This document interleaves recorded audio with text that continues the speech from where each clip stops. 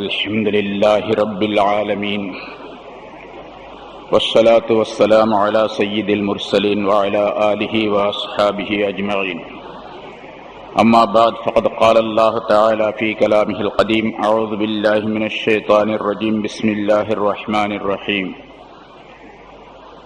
إنما المؤمنون الذين إذا ذكر الله وجلت قلوبهم وَإِذَا تُلِيَتْ عَلَيْهِمْ آيَاتُهُ زَادَتْهُمْ إِيمَانًا وَعَلَى رَبِّهِمْ يَتَوَكَّلُونَ الَّذِينَ يُقِيمُونَ الصَّلَاةَ وَمِمَّا رَزَقْنَاهُمْ يُنْفِقُونَ أُولَئِكَ هُمُ الْمُؤْمِنُونَ حَقًّا لَهُمْ دَرَجَاتٌ عِندَ رَبِّهِمْ وَمَغْفِرَةٌ وَرِزْقٌ كَرِيمٌ صدق الله العظيم. கணியத்திற்குரிய பெரியோர்களே, சகோதரர்களே, அல்லாஹு தஆலாவுடைய கிருபையால் 611வது வாரமாக தப்சீருடைய இந்த தொடர் பயான் இப்பொழுது ஆரம்பிக்கப்படுகிறது.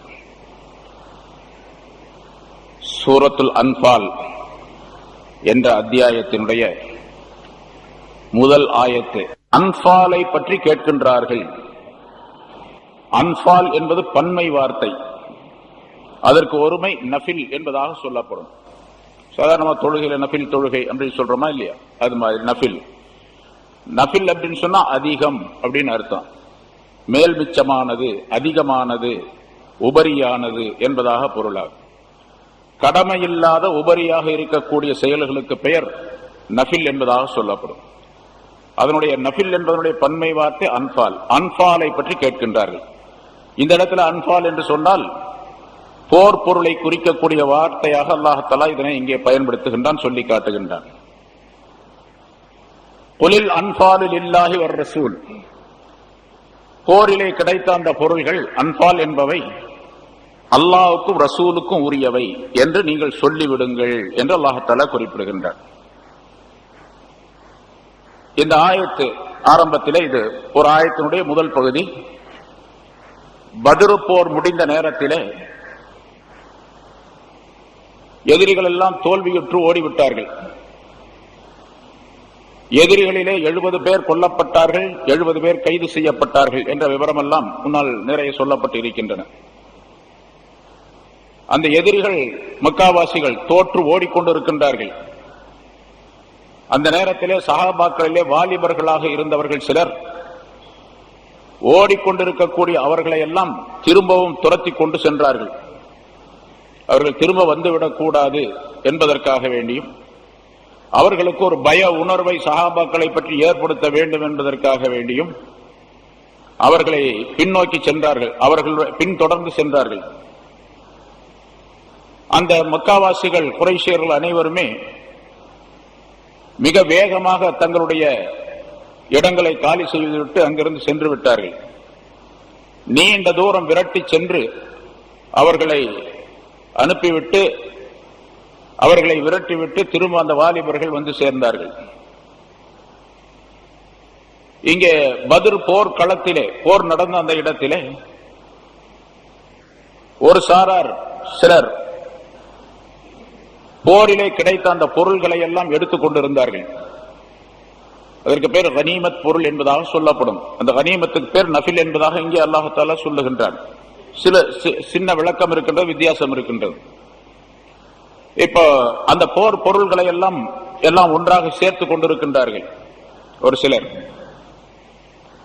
இன்னொரு சாரார் ரசூலுல்லாஹி ஸல்லல்லாஹு அலைஹி வஸல்லம் அவர்களை சுற்றிலும் இருந்து பாதுகாத்துக் கொண்டிருக்கின்றார்கள்.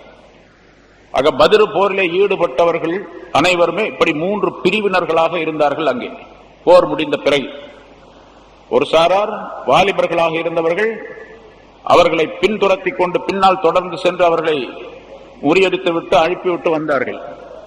ஒரு சாரார் பொருளை எடுத்துக் கொண்டிருந்தார்கள்.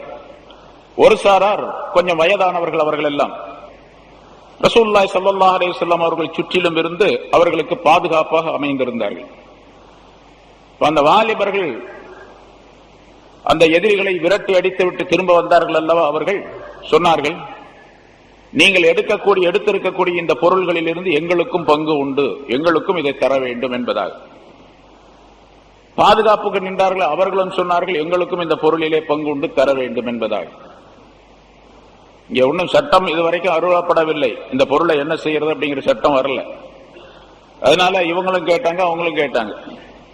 அந்த பொருளை சேகரித்தவர்கள் என்ன சொன்னார்கள் என்று சொன்னா, இந்த பொருளை நாங்க தான் இங்கிருந்து எல்லாத்தையும் எடுத்து வச்சு எங்களுக்கு தான் சொந்தம், இது நாங்க தான் வச்சுக்கோம் அப்படின்னு சொன்னாங்க. இதை 3 சாரார்களும் ரசூலுல்லாஹி ஸல்லல்லாஹு அலைஹி வஸல்லம் அவர்களிடத்தில் வந்து சொன்னார்கள். இப்படி நிகழ்வு நடக்கின்றது, ஒவ்வொருவரும் இப்படி சொல்லிக் கொண்டிருக்கின்றார்கள் என்பதாக.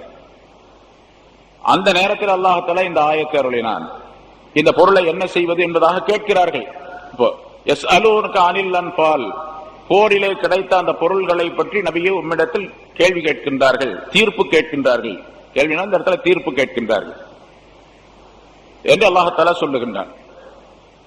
அதே போன்று இன்னொரு விஷயமும் அங்கே நடந்தது. ஹஜ்ரத் சஅத் இப்னு அபீ வக்காஸ் ரலியல்லாஹு தஆலா அன்ஹு அவர்கள் சொல்லுகின்றார்கள், இந்த பத்ர் போரிலே என்னுடைய சகோதரர் உமைர் இப்னு வக்காஸ் என்பவர் இறந்து விட்டார், ஷஹீதாக்கப்பட்டு விட்டார், என்னுடைய சகோதரர். அது எனக்கு மிகப்பெரிய கவலையாக இருந்தது. போரிலே ஈடுபட்டிருந்த நான் எதிரிகளிலே இருந்த சயீத் இப்னுல் ஆஸ் என்று ஒருவரை நான் கொலை செய்தேன். அவர் ஒரு அருமையான வாள் வைத்திருந்தார்.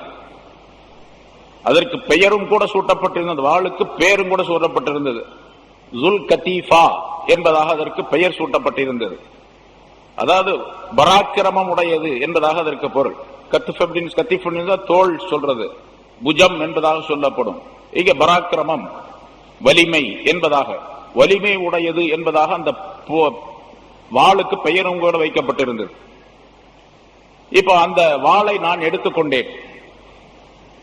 இது போரிலே அந்த கனிமத்தாக கிடைத்த பொருள் தான். ஆனால் இதை நான் வைத்துக் கொள்ளலாமா வேண்டாமா நானே என்பதாக நினைத்து ரசூலுல்லாஹி ஸல்லல்லாஹு அலைஹி வஸல்லம் அவர்களிடத்தில் வந்து, யா ரசூலல்லாஹ், இந்த மாதிரி சயீத் இப்னுல் ஆஸ் என்ற ஒரு மனிதனை நான் கொன்றேன், அவனுடைய வாளை நான் எடுத்து வந்திருக்கின்றேன் என்பதாக சொன்னான். நான் சொன்னேன். ரசூலுல்லாஹி ஸல்லல்லாஹு அலைஹி வஸல்லம் அவர்கள் சொன்னார்கள், எல்லாரும் சேர்ந்து கனிமத்துடைய பொருள்களை எல்லாம், அந்த போரிலே கிடைத்த பொருள்களை எல்லாம் எடுத்து ஒரு பக்கம் குவித்து வைத்திருக்கின்றார்கள். நீ நேரா போய் இந்த வாளை அதுல போட்டு அப்படின்னாங்க.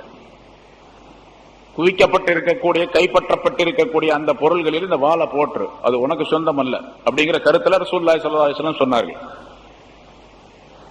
எனக்கு மீண்டும் ஒரு கவலை ஏற்பட்டது. என்னுடைய சகோதரனும் இறந்து விட்டார், அது பெரிய கவலை. ஒரே ஒரு வாள் கிடைச்சிச்சு, அதையும் கூட ரசூலுல்லாஹி ஸல்லல்லாஹு அலைஹி வஸல்லம் அங்க போட சொல்றாங்களே அப்படின்னு நினைத்துக் கொண்டு கவலையோடு நான் திரும்பி சென்று கொண்டிருந்தேன். அந்த நேரத்தில் சில அடி தூரம் சென்றிருப்பேன். அந்த நேரத்தில் இந்த ஆயத்து வந்தது.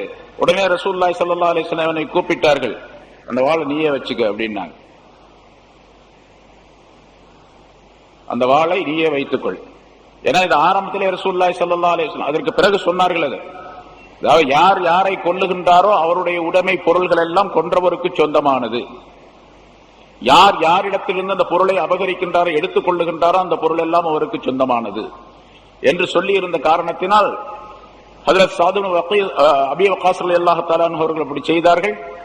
ஆனால் ரசூலுல்லாஹி ஸல்லல்லாஹு அலைஹி வஸல்லம் அவர்களுக்கு அல்லாஹ்விடத்திலிருந்து உத்தரவு வராத காரணத்தால் முதலாவதாக அப்படி சொன்னார்கள். பிறகு இந்த ஆயத்து வந்தது. பிறகு அந்த வாளை அவர்களிடத்தில் ஒப்படைத்தார்கள். இந்த சம்பவத்தின் காரணமாகவும் அந்த ஆயத்து அருளப்பட்டது. அதே போன்று இன்னொரு சம்பவம் அந்த இடத்திலேயே,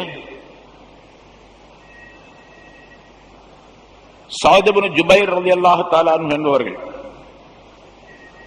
அவரோடு சேர்ந்து ஒரு அன்சாரி சஹாபியும் இருக்கின்றார். 2 பேரும் அந்த போர்க்களத்திலே வந்து கொண்டிருக்கின்றார்கள். இதெல்லாம் போர் நடந்த பின்னால, எதிரிகள்லாம் போயிட்டாங்க, ஓடிட்டாங்க. 2 பேரும் வந்து கொண்டிருக்கின்றார்கள். தூரத்தில் ஒரு வாள் கீழே விழுந்து கிடக்கின்றது. 2 பேரும் வேகமாக போய் எடுக்க போனாங்க. 2 பேரும் எடுத்தாங்க. இவருடைய கையும் அவருடைய கையும் அந்த வாள்ல படுது. 2 பேரும் எடுத்தாங்க. இவர் சஅத் இப்னு ஜுபைர் அவர்கள் சொன்னார்கள், இந்த வாள் எனக்கு தான், நான் தான் எடுத்தேன், நான் தான் பார்த்தேன், நான் தான் எடுத்தேன், அதனால எனக்கு தான். அந்த அன்சாரி சாஹிப் சொன்னார், இல்ல இல்ல எனக்கு தான். சரிவா, 2 பேரும் ரசூலுல்லாஹ்ட்ட போலாம், தீர்ப்பு அங்க தானே போகணும், ரசூலுல்லாஹி ஸல்லல்லாஹு அலைஹி வஸல்லம் அவர்கள்ட்ட போய் தீர்ப்பு கேட்போம் அப்படின்னு 2 பேரும் வந்தாங்க. ரசூலுல்லாஹி ஸல்லல்லாஹு அலைஹி வஸல்லம் அவர்கள் இந்த விஷயத்தை சொன்னார்கள். இப்படி ஒரு வாள் கடந்தது, நாங்க ரெண்டு பேருமே எடுக்க போனோம், இது யாருக்கு சொந்தம் அப்படின்னு சொல்லி. எனக்கு வேணும் எனக்கு வேணும்னு சொன்னான். ரசூலுல்லாஹி ஸல்லல்லாஹு அலைஹி வஸல்லம் அவர்கள் சொன்னார்கள், சாதே இந்த வாள் உனக்குரியதும் அல்ல, அன்சாரியே இந்த வாள் உமக்குரியதும் அல்ல, ரெண்டு பேருக்கும் உள்ளதல்ல. எப்படி அந்த சாத் இப்னு அபீ வக்காஸ் ரலியல்லாஹு தஆலா சொன்னாங்களோ அதே போல நான் கொண்டு போய் போடுன்னு சொல்ல, உமக்கும் இல்ல உமக்கும் இல்லை உமக்கும் இல்லை என்பதாக சொன்னார்கள். அந்த நேரத்தில் இந்த ஆயத்து அருளப்பட்டது. யஸ்அலூனக அனில் அன்ஃபால், பிற யாருக்கு தான் இந்த பொருள் என்று ஒரு கேள்வி அவர்கள் உள்ளத்திலே எழுந்தது. சில பேர் நேரடியாக கேட்டார்கள் என்பதாகவும் இருக்கின்றது. ரசூலுல்லாஹி ஸல்லல்லாஹு அலைஹி வஸல்லம் அவர்களிடத்தில் யஸ்அலூனக அனில் அன்ஃபால், போர் பொருள்களை பற்றி நபியே உம்மிடத்தில் கேட்கின்றார்கள், தீர்ப்பு கேட்கின்றார்கள் என்பதாக. அதே மாதிரி இன்னொரு சம்பவம் நடந்தது அந்த நேரத்தில். இந்த எல்லா சம்பவத்துக்கும் சேர்த்து தான் பதிலாக அல்லாஹ் தஆலா இந்த ஆயத்தை அருளினான். நிறைய விஷயங்கள் நடந்திருக்குது, ஒரு சில குறிப்புகள். இந்த போர் பொருள்களை எல்லாம், கனிமத்துடைய அந்த பொருள்களை எல்லாம் ஒன்னா சேர்த்தாச்சு. ரசூலுல்லாஹி ஸல்லல்லாஹு அலைஹி வஸல்லம் என்ன செய்தார்கள் என்று சொன்னால், எல்லோருக்கும் சமமாக இதை பிரித்து தந்து விட வேண்டும் என்பதாக சொன்னார்கள். இது என்ன சொல்ல போனா இந்த ஆயத்து வந்த பின்னாலே, ஏன்னா இங்க அல்லாஹ் தஆலா போர் பொருளை பற்றி நபியே உம்மிடத்தில் அவர்கள் தீர்ப்பு கேட்கின்றார்கள். குல், அவர்களுக்கு சொல்லிவிடுங்கள், அல் அன்ஃபாலு லில்லாஹி வர் ரசூலி, அந்த போர் பொருள்கள் அனைத்துமே அல்லாஹ்வுக்கும் அவருடைய ரசூலுக்கும் சொந்தமானவை என்று சொல்லிவிடுங்க. அல்லாஹ்வுக்கும் ரசூலுக்கும் சொந்தமானவை அப்படின்னு சொன்னா, அல்லாஹ்வுக்கு ஒரு பகுதி அனுப்பி விட்டுட்டு ரசூலுக்கு ஒரு பகுதி வச்சுக்கிறது அப்படின்னு அர்த்தம் இல்ல. அல்லாஹ்வுக்கு உரியது ரசூலுக்குரியது என்று சொன்னா ரசூலுல்லாஹி ஸல்லல்லாஹு அலைஹி வஸல்லம் அவர்களிடத்தில் அதனை ஒப்படைத்து விட வேண்டும். ரசூலுல்லாஹி ஸல்லல்லாஹு அலைஹி வஸல்லம் அவர்கள் எப்படி தீர்ப்பளிக்கின்றார்களோ அல்லாஹ்வுடைய உத்தரவுப்படி அந்த உத்தரவுப்படி நடந்து கொள்ள, அந்த தீர்ப்புப்படி நடந்து கொள்ள வேண்டும்.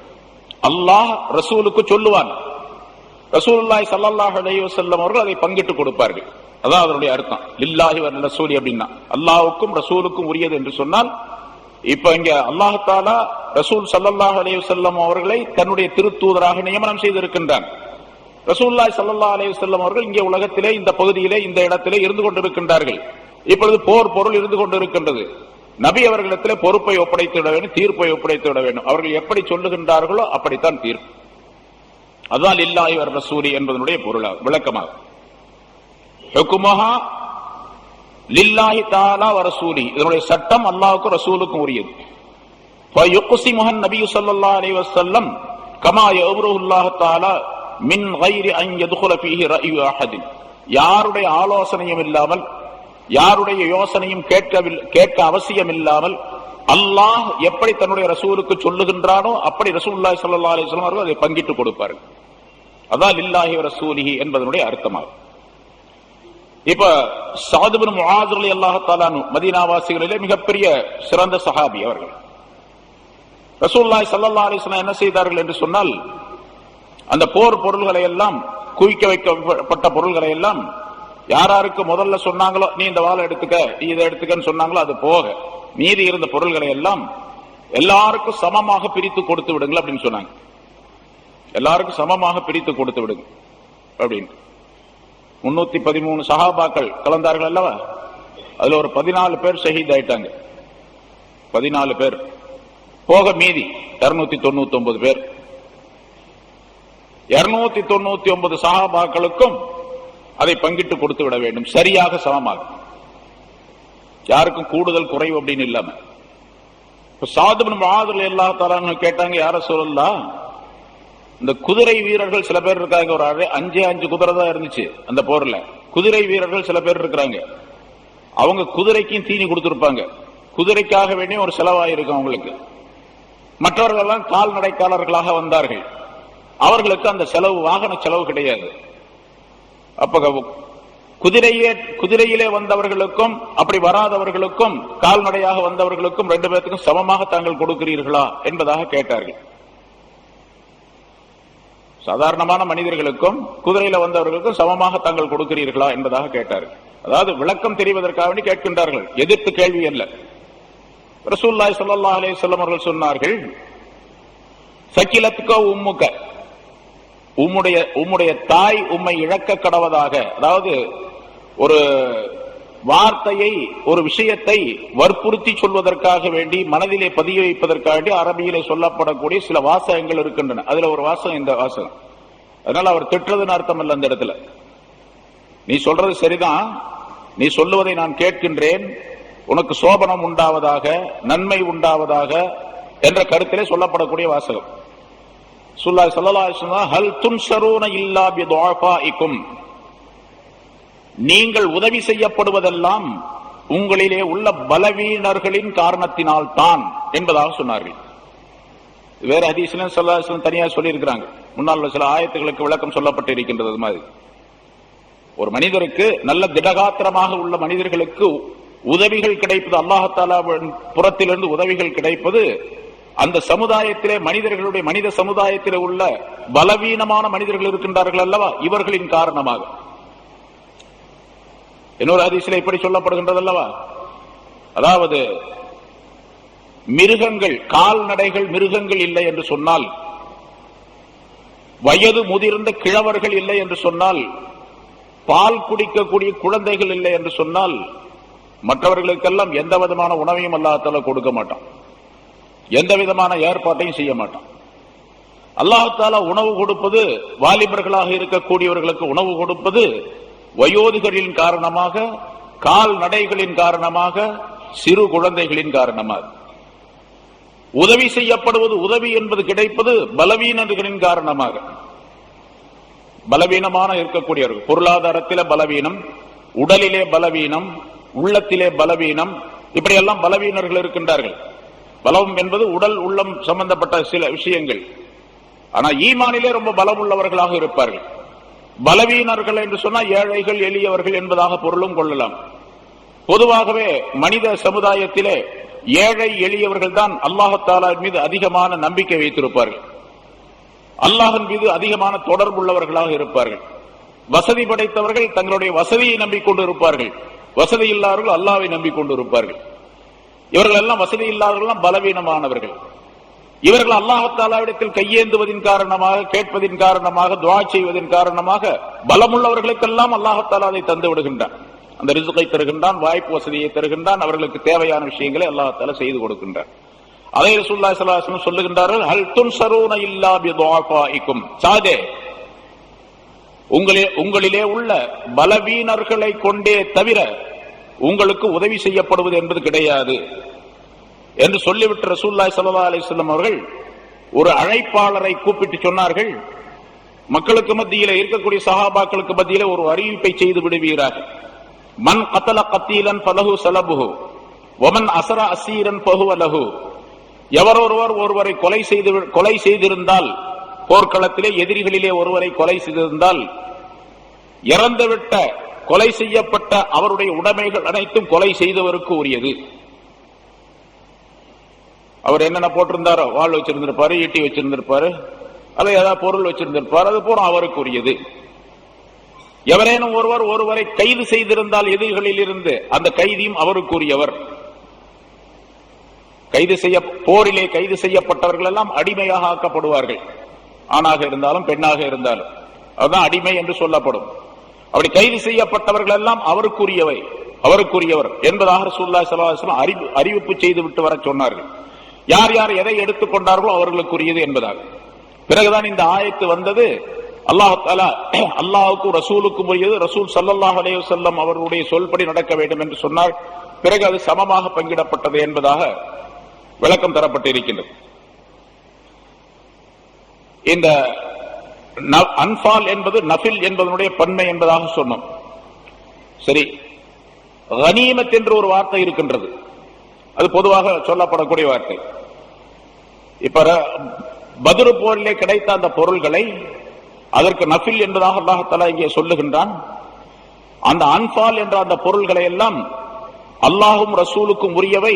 அந்த பொருள்களை ரசூலுல்லாஹி ஸல்லல்லாஹு அலைஹி வஸல்லம் அவர்கள் எப்படி தீர்ப்பளிக்கின்றார்களோ அந்த முறைப்படிக்கு அது பங்கிட்டு கொடுக்கப்பட வேண்டும் என்பது அல்லாஹ்வுடைய முடிவு, அல்லாஹ்வுடைய சட்டம். அதை ரசூலுல்லாஹி ஸல்லல்லாஹு அலைஹி வஸல்லம் செயல்படுத்தினார்கள், சமமாக பங்கிட்டு கொடுக்கும்படியாக சொன்னார்கள். ஆனால் பின்னால இதே சூறாவில பின்னால ஒரு ஆயத்து வருகின்றது. வஅலமு அன்னமா கனீம்தும் மின் ஷைஇன் ஃபஅன்ன லில்லாஹி ஹும்ஸஹு வலி ரசூலிஹி வலிதில் குர்பா வல் யதாமா என்ற ஒரு ஆயத்து வருகின்றது.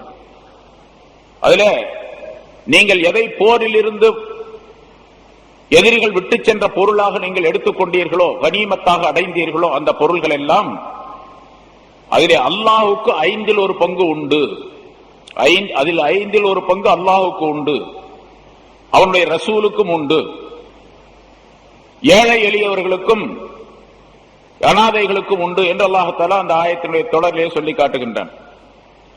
அந்த ஆயத்து வந்த பின்னால் இந்த சட்டம் மாற்றப்பட்டு விட்டது. இங்கே குலில் அன்பாலு லில்லாஹி வர் ரசூல் என்று அல்லாஹ் தஆலா சொன்னான். போரிலே கிடைத்த அந்த பொருள்கள் அல்லாஹுக்கும் ரசூலுக்கும் சொந்தமானவை. முழுசா அப்படி பூராமே அதுல பங்கு வைக்கிறதெல்லாம் கிடையாது. முழுசா அல்லாஹுக்கும் ரசூலுக்கும் சொந்தமானவை. ரசூலுல்லாஹி ஸல்லல்லாஹு அலைஹி வஸல்லம் அவர்கள் எப்படி அந்த பொருள்களை சொல்லுகின்றார்களோ அப்படி பங்கிடப்பட வேண்டும் என்று இந்த ஆயத்தினுடைய விளக்கம். அதன்படி ரசூலுல்லாஹி ஸல்லல்லாஹு அலைஹி வஸல்லம் அவர்கள் பத்ர் போரிலே கிடைத்த எல்லா பொருள்களையும் எல்லா சஹாபாக்களுக்கும் பங்கிட்டு கொடுத்து விட்டார்கள் சமமாக. பின்னால ஒரு ஆயத்து வந்தது. அதிலே அல்லாஹ் தஆலா ஃபஅன்ன லில்லாஹி ஹும்ஸஹு வலி ரசூலிஹி, அல்லாஹ்வுக்கு 5 உண்டு, அவனுடைய ரசூலுக்கும் உண்டு என்று அல்லாஹ் தஆலா சொல்லுகின்றான். அல்லாஹ்வுக்கு ரசூலுக்கு 5 இங்க முழுசா அல்லாஹ் தஆலா சொன்னா, அங்க 5 என்பதாக சொல். அதனால இந்த சட்டம் இப்ப சொல்லப்பட்ட இந்த பத்ர் போரில் நடந்த இந்த சட்டம் பின்னால் வந்த ஆயத்தின் மூலமாக மாற்றப்பட்டு விட்டது. பின்னால வரக்கூடிய அந்த போர்களில் எல்லாம் அடுத்து வந்த அந்த சட்டத்தின்படி ஆயத்தின்படி அமல் செய்யப்பட்டது. அப்ப என்ன செஞ்சாங்க, அதுக்கு பின்னால உள்ள போர்களில் எல்லாம் நிகழ்ந்த போர்களில் எல்லாம் கிடைத்த பொருள்களை எல்லாம் ஒன்றாக சேர்த்து 5 பாகமாக அதை வச்சு 5 பகுதிகளாக பங்குகளாக வச்சு ஒரு பங்கை ரசூலுல்லாஹி ஸல்லல்லாஹு அலைஹி வஸல்லம் தனியாக எடுத்துக் கொள்வார்கள். மீதி உள்ள 4 பங்குகளை அந்த போராளிகளுக்கு பங்கு வைத்து கொடுப்பார்கள். யாருக்கு எப்படி கொடுக்க வேண்டுமோ அப்படி கொடுப்பாங்க. அது சமமாக அப்படின்னு தான் கிடையாது. ரசூலுல்லாஹி ஸல்லல்லாஹு அலைஹி வஸல்லம் எப்படி விரும்புகின்றார்களோ அப்படி கொடுப்பாங்க. ஆனா ரசூலுல்லாஹி ஸல்லல்லாஹு அலைஹி வஸல்லம் விரும்புகிறார்களோ என்று சொன்னால் அவங்க தங்களுடைய மனோ இச்சைப்படி கொடுக்கல. இவருக்கு அதிகமா, ஒரு கூட, ஒரு குறைச்ச, தெரிஞ்சவங்களுக்கு கூட, தெரியாதவங்களுக்கு கம்மி, சொந்தக்காரங்களுக்கு கூட, சொந்தம் இல்லாதவங்களுக்கு கம்மி, அப்படிலாம் கிடையாது. அதுவும் அல்லாஹ் சொன்னதுதான். அல்லாஹ் சொல்லித்தான் அந்த 4 பங்குகளை பங்கு வைத்து கொடுத்தார்கள். ஏன்னா ஹுனைன் போர் நேரத்தில் ஒரு நிகழ்ச்சி முன்னால சொல்லி இருக்கிறோம். ஹுனைனுடைய போரில் ரசூலுல்லாஹி ஸல்லல்லாஹு அலைஹி வஸல்லம் அவர்கள் புதிதாக இஸ்லாத்துக்கு வந்தார்கள் பாருங்க, அவங்களுக்கு நிறைய எல்லா பொருளையும் பங்கிட்டு கொடுத்தாங்க. ஏராளமான பொருள், கனிமத்துடைய பொருள் கிடைத்தன. கிட்டத்தட்ட ஆடுகள் மட்டும் 40,000 ஆடுகள் கிடைத்தன. அந்த பொருள் இருந்து விட்டு சென்ற, அந்த எதிரிகள் விட்டு சென்ற பொருள்கள். அதே மாதிரி ஒட்டகங்கள் ஏராளமாக, ஆடுகள் ஏராளமாக, தங்க கட்டிகள், தங்க நாணயங்கள் ஏராளமாக, போர் ஆயுதங்கள் ஏராளமாக கிடைத்தன. இதையெல்லாம் யார் புதிதாக இஸ்லாத்தை ஏற்றுக்கொண்டார்களோ, ஹுனைன் போர் எப்ப நடந்தது, அதாவது மக்கா வெற்றிக்கு பிறகு சில நாள்களுக்கு பின்னால நடந்தது. ஹிஜ்ரி 8வது வருஷம் மக்காவிலே மக்கா வெற்றி அடைந்தது. மக்கா வெற்றி அடைந்த நேரத்திலே மக்காவில் உள்ள 2000 பேர் அந்த நாளிலே இஸ்லாத்தை தழுவினார்கள். அவர்களும் சேர்ந்து அந்த போருக்கு போனார்கள். அடுத்த ஹுனைன் போருக்கு போனார்கள். அப்பதான் இஸ்லாமா இருக்கிறாங்க. அது வரைக்கும் மிகப்பெரிய எதிரிகளாக இருந்தார்கள். அவர்களுக்கெல்லாம் ரசூலுல்லாஹி ஸல்லல்லாஹு அலைஹி வஸல்லம் பங்கு வச்சு கொடுத்தாங்க. அந்த போர்ல சொல்லப்பட்டு இருக்கின்றது, ஹுனைன் போர்ல ஒருத்தர் வந்து கேட்டார், யார சொல்லா எனக்கு ஒரு 200 ஆடு வேணும் அப்படின்னு கேட்டார். கேட்கிறவரு தாராளமா கேட்டார், 200 ஆடு வேணும் அப்படின்னு. 40,000 ஆடு கிடைச்சிருக்குது. ரசூலுல்லாஹி ஸல்லல்லாஹு அலைஹி வஸல்லம் 200 ஆடு, இவருக்கு 200 ஆடு கொடுத்துருங்கன்னு சொன்னாங்க. இன்னொருத்தர் கேட்டாரு, நான் ஒரு மலை அடிவாரத்தில் வசித்துக் கொண்டிருக்கிறேன், வாழ்ந்து கொண்டிருக்கின்றேன், அங்க நிறைய புல் பூண்டுகள்லாம் நிறைய இருக்குது, ஆடு மாடுகள்லாம் மேயறதுக்கு, தனக்கு ஆடு மாடுகளுக்கு தீவனங்கள் நிறைய இருக்கு. நான் இருக்கிற பகுதியில அந்த 2 கணவாய்க்கு மத்திய 2 மலை பள்ளத்தாக்கு இருக்குது, அதுல மேயக்கூடிய அளவுக்கு எனக்கு ஆடுகள் வேணும்னு கேட்டார். அங்க இருக்கக்கூடிய அந்த இடத்துல அந்த மைதானத்தோட அடைச்சு மேயக்கூடிய அளவுக்கு ஆடு வேணும். சரி, இவருக்கு அந்த அளவுக்கு கொடுத்துருங்க அப்படின்னு சொன்னாங்க ரசூலுல்லாஹ். இதை பார்த்த சில சஹாபாக்களுக்கு முன்னால இஸ்லாத்தை தழுவி போரெல்லாம் செஞ்சாங்க பாருங்க, பத்ர் போர்ல இருந்து பல போர்கள் செஞ்சாங்க, அவங்களுக்கு எல்லாம் கொடுக்கவே இல்லை ரசூலுல்லாஹி ஸல்லல்லாஹு அலைஹி வஸல்லம், கொடுக்கவே இல்லை. இப்ப அதுக்கு என்ன சொல்லணும், அது விளக்கம் வேற. என்ன சொல்லப்படுகின்றது என்று சொன்னால், ரசூலுல்லாஹி ஸல்லல்லாஹு அலைஹி வஸல்லம் அவர்கள் இப்படி கொடுத்தார்கள் என்று சொன்னால் தங்களுடைய மனோ இச்சைப்படி கொடுக்கல, அதுவும் அல்லாஹ்வுடைய உத்தரவுப்படி தான் கொடுத்தாங்கன்னு அர்த்தம். அதுக்காக சொல்றேன். சரி, இங்க ரசூலுல்லாஹி ஸல்லல்லாஹு அலைஹி வஸல்லம் மற்ற போர்களிலே இந்த ஆயத்து வந்த பின்னால் அடுத்த ஆயத்து ஃபஅன்னலில்லாஹி கும்ஸு வஅலமு அன்னமா கனிம்தும் மின் ஷைஇன் ஃபஅன்னலில்லாஹி கும்ஸு என்ற இந்த ஆயத்து வந்த பின்னால 5 பகுதிகள், அதான் கடைசி வரைக்கும் சட்டம், 5 பகுதிகளாக பங்குகளாக அந்த பொருள்களை ஆக்கி ஒரு பங்கை ரசூலுல்லாஹி ஸல்லல்லாஹு அலைஹி வஸல்லம் எடுத்துக்குவாங்க, மீதி 4 பங்கு பங்கு போட்டு கொடுப்பாங்க எல்லாத்துக்கும். சரி, அந்த ஒரு பங்கு என்ன பண்ணுவாங்க? அது பைத்துல் மால் என்று ஒன்று வச்சிருந்தாங்க ரசூலுல்லாஹி ஸல்லல்லாஹு அலைஹி வஸல்லம். பைத்துல் மால் பொது நிதி அப்படின்னு சொல்றோமா இல்லையா, அந்த பைத்துல் மால்.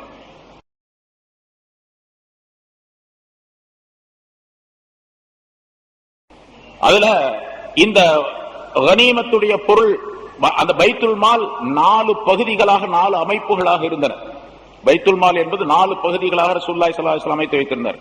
இப்பவும் அப்படித்தான், யாராவது ஒருத்தர் பைத்துல் மால் வச்சிருந்தா, நிறைய இடங்கள்ல இப்ப நம்ம இடத்துலயும் கூட இங்கேயும் கூட பைத்துல் மால் என்று ஒன்று இருக்கின்றது. அதுல யார்ட்டுக்கு பல பேர்ட்ட காசை வாங்கி சேர்த்து வச்சு ஏழை எளியவர்களுக்கு உதவி செய்யக்கூடிய ஒரு நிலை இருந்து கொண்டு இருக்கின்றது. அது மாதிரி பைத்துல் மால் யார் ஏற்படுத்துகின்றார்களோ அவர்கள் இந்த 4 விதமான பொருள்களை அந்த பொருள்கள் பல விதமான பொருள்கள் வரும். அப்படி பொருள் வரும்போது இந்த 4 விதமான அம்சங்கள் உடையதாக இருக்க வேண்டும். அப்படி இருந்தால், இந்த பொருள்கள் இருந்தால் அந்த பொருள்கள் எது சம்பந்தப்பட்டது என்பதை தீர்மானம் செய்து அந்த பகுதியிலே அதனை சேர்க்க வேண்டும். முதலாவது கனிமத்துடைய பொருள்கள், அதான் அந்த 5ல 1 கிடைக்கிறது தனியா வச்சிருப்பாங்க, அது ஒரு செக்ஷன், அதுக்கு ஒரு தனி கணக்கு இருக்கும். அதை யாருக்கு கொடுக்கணும் அப்படின்னு கேட்டா ரசூலுல்லாஹி ஸல்லல்லாஹு அலைஹி வஸல்லம் தங்களுடைய மனைவிமார்கள் தங்களுடைய குடும்ப செலவுக்கு கொஞ்சம் எடுத்துக்குவாங்க. எவ்வளவு தேவையோ அவ்வளவு எடுப்பாங்க. அதுவும் அல்லாஹ் தஆலாவுடைய உத்தரவுப்படிதான், எவ்வளவு தேவை அவ்வளவுதான், அதுக்கு மேல எடுக்க மாட்டாங்க. அன்னைக்கு எவ்வளவு தேவையோ அந்த போட்டு. அதே மாதிரி அந்த ஆயத்தின் தொடர்ல அல்லாஹ் தஆலா சொன்னான், வல் யதாமா வல் மசாகீனி வபுனி ஸபீல் என்று சொல்லுகின்றான். யதீம்களுக்கும் மிஸ்கீன்களுக்கும் வழிபோக்கர்களுக்கும் உரியது என்பதாக. அந்த 5ல் 1 பங்கு இருந்து அதெல்லாம் செலவு செய்யப்படும். ஏன்னா அந்த ஹுமுஸ் என்ற 5ல் 1 பங்கு இருக்கின்றதே, அதை செலவிடப்படக்கூடிய இடமாக இவர்களை அல்லாஹ் தஆலா குறிப்பிடுகிறார். லில்லாஹி வலி ரசூலி வலிதில் குர்பா வல் யதாமா வல் மசாகீனி வபுனி ஸபீல் என்று ஒரு 4-5 பார்ட்டி வர்றாங்க. இவங்களுக்கு எல்லாம் அதை செலவு செய்யும். அந்த 5ல் 1 பங்குல இருந்து. சரி, இந்த பைத்துல் மால்ல இன்னொரு செக்ஷன் இருக்கு, இன்னொரு தனி கணக்கு, அது சதகா. சதகான்னு சொன்னா ஜகாத்து, அதெல்லாம் அதுல சேரும், ஜகாத்தும் அதுல சேரும். சதகா பொதுவா ஜகாத்துக்கு குர்ஆனுடைய முஹாராவில் சதகான்னு தான் சொல்றது. ஜகாத்துங்கிற வார்த்தையும் உபயோகப்படுத்தப்படுகின்றது. இன்னம ஸதகாத்துல் லில் ஃபுகரா என்ற ஆயத்தின் மூலமாக ஜகாத்துக்கு சதகா என்றுதான் அல்லாஹ் தஆலா அங்கே சொல்லுகின்றான். இது சம்பந்தப்பட்டது. இது சதகா ஜகாத் என்பதெல்லாம் சேர்த்து ஒரு பகுதி தனியாக. இந்த ஜகாத்துடைய பொருள்களை யாருக்கு செலவிட வேண்டும் அப்படிங்கறத அல்லாஹ் மட்டுமே தன்னுடைய அதிகாரத்தில் வச்சுக்கொண்டான். ரசூலுக்கும் கூட கொடுக்கல அந்த அதிகாரத்தை. அதான் இன்னமா ஸதகாத்துல் லில் ஃபுகராஇ வல் மசாகின் 8 பேர்களை அல்லாஹ் தஆலா சொன்னான். ஜகாத்து பெறுவதற்கு தகுதி பெற்றவர்கள் என்று 8 பேரை அல்லாஹ் தஆலா குறிப்பிடுகின்றார். அவர்கள் மூன்றாவது ஒரு பகுதி ஃபை என்பதாக சொல்லப்படும். இது வேறொரு இடத்துல அல்லாஹ் தஆலா மா அஃபா அல்லாஹு அலா ரசூலிஹி மின்ஹும் மா அவ்ஜப்தும் அலைஹி மின் கைலின் வலா ரிகாபின் என்ற ஆயத்தின் மூலமாக ஃபை என்று சொல்லி ஒரு பகுதியை சொல்லுகின்றார். அப்போ இங்க அன்பால் என்று சொன்னான், அங்க கனிமத் என்று பேர் சொன்னான், இன்னொரு இடத்துல அல்லாஹ் தஆலா ஃபை என்று சொல்லுகின்றார். ஃபை என்பதாக குறிப்பிடுகின்றான். இது ஜிஸ்யா ஹராஜ் என்று சொல்லப்படக்கூடிய வரியின் மூலமாக கிடைக்கப்படக்கூடிய பொருள்கள் அதிலே வைக்கப்படும். அது தனி கணக்கு. ஜிஸ்யா என்று சொன்னால் ஒரு சாரார் இஸ்லாத்தை ஏற்றுக்கொள்ள மறுக்கிறார்கள்.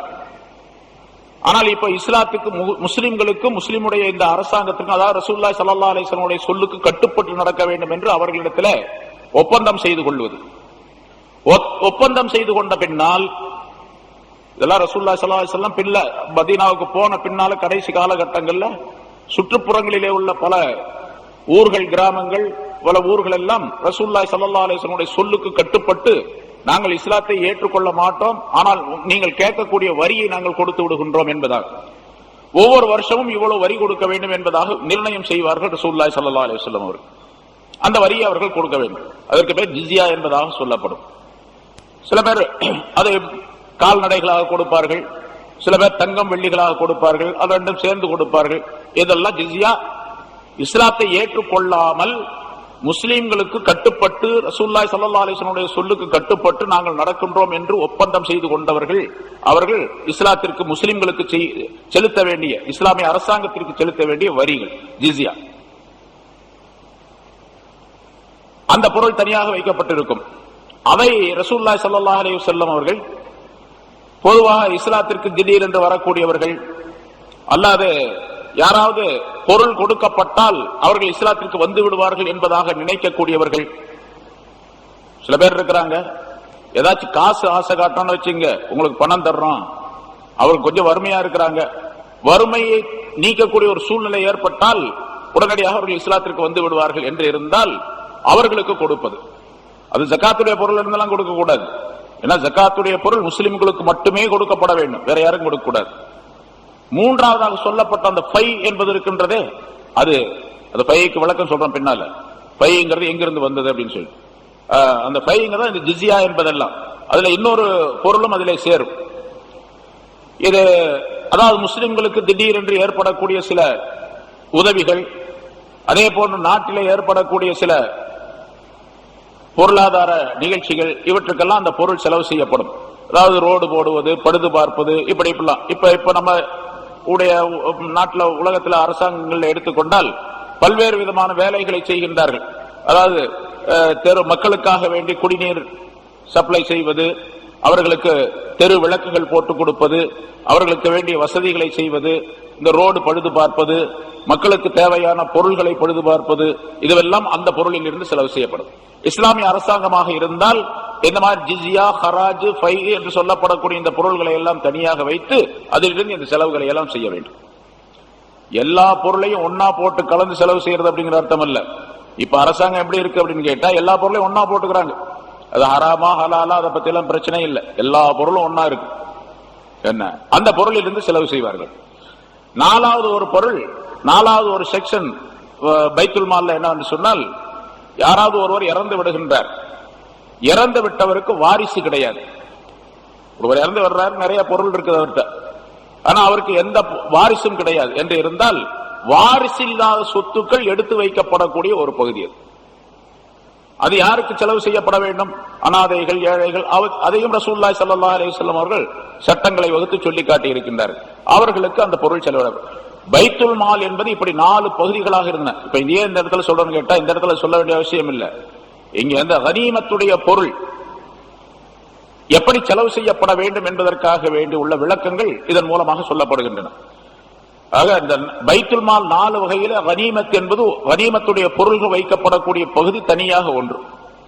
சரி, இங்க கனீமத் என்று ஒன்று, நஃபில் என்று, அன்பால் என்று ஒன்று உண்டு, ஃபை என்று ஒன்று உண்டு. அதற்கு விளக்கம் சொல்லும் பொழுது, இப்ப அன்பால் அப்படிங்கிறதுக்கு சொன்னோம், அதாவது போரிலே எதிரிகள் விட்டு சென்ற பொருள். அதே மாதிரி கனீமத்துக்கும் அதான் அர்த்தம், கனீமத்துக்கும் அதான் பொருள். ஆனால் கனீமத்துடைய பொருள்களிலே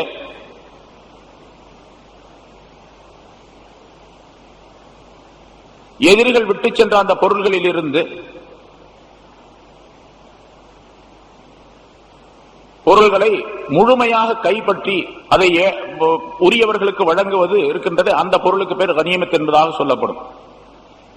ஃபை என்பதை அல்லாஹ் தஆலா வேறொரு ஆயத்திலே சொல்லி காட்டுகின்றான். அது போர் இல்லாமல், போர் நடைபெறவில்லை. இங்க கனிமத் என்பது போர் செய்து போருக்கு பின்னால் எதிரிகள் தோற்று போய் அவர்கள் அங்கிருந்து ஓடி போய் அதற்கு பின்னால் அந்த எதிரிகள் விட்டு சென்ற போர்க்களத்திலே விட்டு சென்ற பொருள்களுக்கு பேர் கனிமத் என்பதாக சொல்லப்படும். ஃபை என்பது இருக்கின்றதே, போரே நடக்கல, ஆனால் எதிரிகளுடைய பொருள்கள் சில கிடைத்தன. அதே மாதிரி முன்னால் சொல்லப்பட்டபடி இப்ப சொன்னமா இல்லையா, அந்த ஹராஜ், அதாவது ஜிஸ்யா, இது மாதிரி. இப்ப ரசூலுல்லாஹி ஸல்லல்லாஹு அலைஹி வஸல்லம் தபூக் போருக்கு போனாங்க. தபூக் என்ற இடத்துக்கு போருக்கு போனாங்க. மிக கடுமையான ஒரு நேரம் அது, சஹாபாக்களுக்கு கடுமையான நேரம். அல்லாஹ் தஆலா குர்ஆனில் சாஅத்துல் உஸ்ரா என்பதாக அதை பற்றி சொல்லுகின்றான். அது ரொம்ப கடுமையான நேரத்தில் நடந்த ஒரு போர். ரொம்ப சிரமப்பட்டு அந்த இடத்துக்கு போனாங்க. ரொம்ப தூரம், மதீனாவை விட்டு ரொம்ப தூரம், நீண்ட தூரத்தில் போனாங்க. ஒரு 20 நாள் பயணம் போனாங்க. அந்த இடத்துல போய் தங்கி இருந்தாங்க. ஏன்னா ரோமாபுரிக்காரர்கள் மிகப்பெரிய வீரர்கள், லட்சக்கணக்கானவர்கள் இஸ்லாத்தை அழிப்பதற்காக, முஸ்லிம்களை தாக்குவதற்காக அவர்கள் போர் தொடுத்து வருகின்றார்கள் என்று கேள்விப்பட்டு அது ஊர்ஜம் செய்யப்பட்ட பின்னால் தான் ரசூலுல்லாஹி ஸல்லல்லாஹு அலைஹி வஸல்லம் படை திரட்டி கொண்டு போனார்கள். ஒரு 30,000 பேர் போனாங்க. அங்க போய் பார்த்தா ஒரு குறிப்பிட்ட இடத்துல, எந்த இடத்துல அந்த எதிரிகள் தங்கி இருக்கின்றார்கள் என்று கேள்விப்பட்டார்களோ அந்த இடத்துக்கு போய் பார்த்தா அங்க எதிரிகளே இல்லை. ஆனாலும் ரசூலுல்லாஹி ஸல்லல்லாஹு அலைஹி வஸல்லம் அவர்கள் சில தினங்கள் அங்கே தங்கி இருந்தார்கள். தங்கி இருந்தும் கூட அந்த எதிரிகள் யாருமே வரல. அவர்கள் பயந்து போய்விட்டார்கள்.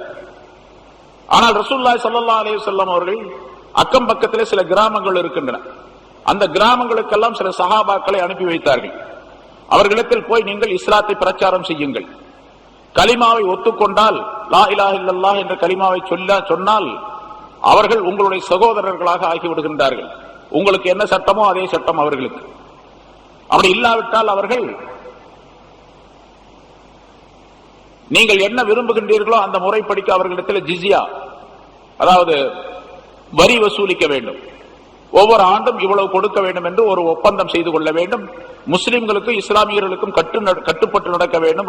அல்லாஹ்வுக்கும் ரசூலுக்கும் கட்டுப்பட்டு நடக்க வேண்டும். அதாவது ரசூலுல்லாஹி ஸல்லல்லாஹு அலைஹி வஸல்லம் எப்படி சட்டம் போடுகின்றார்களோ அந்த சட்டப்படி அவர்கள் நடக்க வேண்டும் என்று சொல்லிவிடுங்கள். அவர்கள் ஆண்டுதோறும் இவ்வளவு வரி செலுத்த வேண்டும் என்பதாக ஒரு நிர்ணயம் செய்துவிட்டு விடுங்கள். ரெண்டும் முடியாதுன்னு சொன்னாங்களா, போர் தொடுக்கக்கூடிய சூழ்நிலை உருவாக்குங்கள். அவர்களிடத்தில் போர் செய்ய வேண்டும் என்று ரசூலுல்லாஹி ஸல்லல்லாஹு அலைஹி வஸல்லம் சொல்லி அனுப்புவார்கள். போருக்குரிய முறைகளை எல்லாம் சொல்லி அனுப்புவார்கள். அப்படி அந்த தபூக் போர்ல அந்த இடத்துல தங்கி கொண்டு சில கிராமங்கள் சுற்றி இருக்கக்கூடிய சில கிராமங்களுக்கு சஹாபாக்களை அனுப்பினார்கள். அவர்கள் எல்லாம் வரி தருவதாக ஒத்துக்கொண்டார்கள். இப்ப போரே நடக்கல, ஆனா நிறைய பொருள் கிடைத்ததுங்க. இதற்கு பெயர் ஃபை என்பதாக சொல்லப்படும். அந்த ஃபை என்ற அந்த பொருள் தான் அங்கே பழுது பார்ப்பது, அதாவது தண்ணீர், குடிநீர், பொதுமக்களுக்கு என்னென்ன தேவை இருக்கின்றதோ அதற்கு ஆக வேண்டி செலவிடப்படக்கூடிய பொருளாக அது கணிக்கப்படும், ஆக்கப்படும். ஆக கனீமத் என்பது போர் செய்த பின்னால் கிடைக்கக்கூடிய பொருள். ஃபை என்பது போர் இல்லாமல் எதிரிகளிடத்திலிருந்து கிடைக்கக்கூடிய பொருள். அன்பால் என்பது ரெண்டுக்கும் சொல்லப்படும் என்பதாக பொது கருத்தாக சொல்லப்பட்டிருக்கிறது. போர் நிகழ்ந்தாலும் சரி, நிகழாவிட்டாலும் சரி, அதற்கு பெயர் நஃபில் என்பதாக சொல்லப்படும் என்பதாக குறிப்பிடுகின்றார்கள். அதில் இப்படி பல விளக்கங்கள் இருக்கின்றன. ஆக போர் சம்பந்தப்பட்ட கனீமத்துடைய பொருள் என்பதிலே 3 வகைகள் இருக்கின்றன என்பதை குர்ஆனின் மூலமாக அல்லாஹ் தஆலா தெளிவுபடுத்துகின்றார். அதுல ஒன்றுதான் இங்கே நஃபில் என்று சொல்லப்படுவது. அன்பால் என்பதாக அல்லாஹ் தஆலா அதனை குறிப்பிடுகின்றார். இது அல்லாஹ்வுக்கும் ரசூலுக்கும் உரியது. அந்த முறைப்படிக்கு நீங்கள் செயல்படுத்திக் கொள்ளுங்கள், அதை பங்கிட்டுக் கொள்ளுங்கள் என்ற கருத்தை அல்லாஹ் தஆலா சொல்லுகின்றார். ரசூலுல்லாஹி ஸல்லல்லாஹு அலைஹி வஸல்லம் அவர்கள் சமமாக பங்கிட்டுக் கொடுத்தார்கள். அல்லாஹ் தஆலா ரசூலுல்லாஹி ஸல்லல்லாஹு சஹாபாக்களுக்கு ஒரு எச்சரிக்கை செய்கின்றான். ஃபத்தகுல்லாஹ், அல்லாஹ்வை நீங்கள் பயந்து கொள்ளுங்கள். சஹாபாக்களுக்கு மத்தியிலே இந்த பொருளின் காரணமாக சில பிரச்சனைகள், சில தகராறுகள் ஏற்படக்கூடிய சூழ்நிலை இருந்தது. மனக்கசப்புகள் ஏற்படக்கூடிய சூழ்நிலை இருந்தது. சஹாபாக்களுக்கு மத்தியில் அந்த மனக்கசப்பே வந்துடக்கூடாது. வந்துட்டா அப்புறம் இஸ்லாத்துக்கே மிகப்பெரிய தீமை ஏற்படக்கூடிய சூழ்நிலை ஏற்பட்டு போயிடும். சஹாபாக்களுடைய அந்தஸ்தே குறைந்து போகக்கூடிய சூழ்நிலை ஏற்படும். ஏன்னா சஹாபாக்கள் ஆரம்பத்திலேயே அந்த கருத்து வேறுபாடு உள்ளவர்களாக இருந்தார்கள். நான் தான் எடுத்தேன், எனக்கு தான், நாங்க தான் பாதுகாத்தோம், எங்களுக்கு தான், நாங்க தான் ரசூலுல்லாஹ் பாதுகாத்திருந்தோம், எங்களுக்கு தான் அப்படின்னு 3 பிரிவாக ஆக்கப்பட்டு விட்டார்கள் அவர்கள். இப்ப இந்த பொருளாதாரத்தின் காரணமாக மனக்கசப்பு ஏற்படக்கூடிய சூழ்நிலை இருந்தது. அல்லாஹ் தஆலா இந்த ஆயத்தை இறக்கி வைத்து ரசூலுல்லாஹி ஸல்லல்லாஹு அலைஹி வஸல்லம் அவர்களுக்கு பூரண அதிகாரத்தை கொடுத்து, அந்த பொருள் விஷயத்தில் அல்லாஹ் ரசூல் என்ன சொல்லுகின்றாரோ அதை நீங்கள் கேளுங்க, உங்களுக்குள்ள நீங்க சண்டை போட்டுக்காதீங்க. இந்த விஷயத்துல நீங்க என்ன பண்ண தெரியுமா? அசல்ல ஃபத்தகுல்லாஹ், அல்லாஹ்வை பயப்படுங்கள். இந்த பொருளாதார விஷயத்திலே அல்லாஹ்வை நீங்கள் பயந்து கொள்ளுங்கள் என்று அல்லாஹ் தஆலா இங்கே இந்த ஆயத்தை அருளினார். இது அதிகபட்சமாக உங்களுக்கு கிடைத்த பொருள். அல்லாஹ் தஆலா தன்னுடைய அருளின் காரணமாக, ரஹமத்தின் காரணமாக உங்களுக்கு இதை ஹலாலாக்கி வைத்திருக்கின்றான் இந்த பொருள்களை. ஏன்னா முந்தைய சமுதாயத்திற்கு இது ஹலாலாக்கப்படவில்லை. ஓதீது ஹம்சன் லம் யுதவுன்ன அஹதும் மின் கப்லி, நான் 5 விஷயங்கள் பிரத்யேகமாக கொடுக்கப்பட்டிருக்கின்றேன், வழங்கப்பட்டிருக்கின்றேன். இதற்கு முன்னால் எந்த நபிமாருக்கும் அந்த 5 விஷயங்கள் தரப்படவில்லை என்பதாக சொல்லி ரசூலுல்லாஹி ஸல்லல்லாஹு அலைஹி வஸல்லம் சொன்ன 5 விஷயங்கள் முன்னால் நிறைய ஹதீஸ்கள்ல ஆயத்துகளுக்கு விளக்கங்கள் சொல்லப்பட்டு இருக்கின்றன. அதுல ஒன்றுதான் உஹில்லத் லியல் கராயிமு வலம் தஹுல்ல லி அஹதின் கப்லி, இந்த கனீமத் என்ற இந்த பொருள் எனக்கு ஹலாலாக்கப்பட்டு இருக்கின்றது. இதற்கு முன்னால் உள்ள எந்த நபிமாருக்கும் அது ஹலாலாக்கப்படவில்லை. உங்களுக்கு அல்லாஹ் தஆலா இதை ஹலாலாக ஆக்கி தந்திருக்கின்றான். முன்னால் உள்ள நபிமார்களுக்கு சொன்னதை போன்று யாருமே இந்த பொருளை தொடக்கூடாது என்று இருந்தால் உங்களுடைய நிலை என்ன? முன்னால் எப்படி இருந்துச்சு? இதே மாதிரி நபிமார்கள், எல்லா நபிமார்களும் போர் செய்தார்கள் எதிரிகளோடு. அந்த எதிரிகளிடத்திலிருந்து கனிமத்துடைய பொருள் கிடைக்கும், அதையெல்லாம் ஒன்று சேர்ப்பார்கள். ஆனால் ஒரு துரும்பை கூட யாரும் எடுக்கக்கூடாது, ஒரு துரும்பு கூட எடுக்கக்கூடாது, ஒரு தூசி கூட எடுக்கக்கூடாது. எல்லாவற்றையும் ஒன்றாக சேர்த்து அந்த மைதானத்தில் ஒரு இடத்தில் குவித்து வைத்து விட வேண்டும். வானத்திலிருந்து ஒரு மின்னல் வரும் அல்லது ஒரு நெருப்பு வரும், அந்த பொருளை கரித்து விட்டு சென்றுவிடும். அப்படியே கரியா போயிடுது, அழிச்சு நாசமாக்கும். அந்த நெருப்பு வந்து அழிச்சிடும், கரித்து விடும். அப்படி நெருப்பு கரித்து விட்டால் அந்த போர் அல்லாஹ் இடத்தில் ஏற்றுக்கொள்ளப்பட்டது என்பதாக பொருளாகும். அந்த போரே அல்லாஹ் இடத்தில் ஏற்றுக்கொள்ளப்பட்டு இவர்கள் செய்த தியாகம் அல்லாஹ் இடத்தில் ஒப்புக்கொள்ளப்பட்டதாக ஆக்கப்பட்டுவிடும். இல்லாவிட்டால் அந்த நெருப்பு வரல, அந்த பொருளை கரிக்கல அப்படின்னு வச்சுங்க, அப்ப அந்த ஜிஹாதும் ஏற்றுக்கொள்ளப்படவில்லை என்பதாக பொருளாகும். ஜிஹாது ஏற்றுக்கொள்ளப்பட்டது என்பதற்கு அடையாளமாக வானிலிருந்து நெருப்பு வந்து அந்த கனிமத்துடைய பொருளை கரித்து விட்டு சென்றுவிடும். யாருக்கும் அது கொடுக்கப்படுவது கிடையாது, யாருக்கும் பலன் இல்லாமல் இப்படி ஆக்கப்பட்டுவிடும். இது அல்லாஹ்தாலாவுடைய ஏற்பாடு. அவன் சர்வ அதிகாரம் பெற்றவன், எப்படி வேணாலும் செய்வான். அப்படி செய்து கொண்டிருந்தான் அல்லாஹ்தாலா. ஜகாத்துடைய பொருளும் அப்படித்தான் இருந்துச்சு. பனி இஸ்ரவேலர்களுக்கு ஜகாத்துடைய பொருள் எப்படி என்று சொன்னால், யாரும் ஜகாத் யாருக்கும் கொடுக்க கூடாது. ஜகாத் வந்து 4 ஒரு பங்கு கொடுக்க வேண்டும். 100 ரூபாய் இருந்துச்சுன்னா 25 ரூபாய் ஜகாத்து கொடுக்கணும் அவங்களுக்கு. இப்ப 25 ரூபாய் வச்சிருந்தா என்ன, ஒருத்தர் கூட கொடுக்க மாட்டாங்க. 2000 ரூபாய் கொடுக்கணும், 2.5% கொடுக்கணும் அப்படின்னு சொல்லும் போது நம்ம பேர் கொடுக்கறது இல்ல.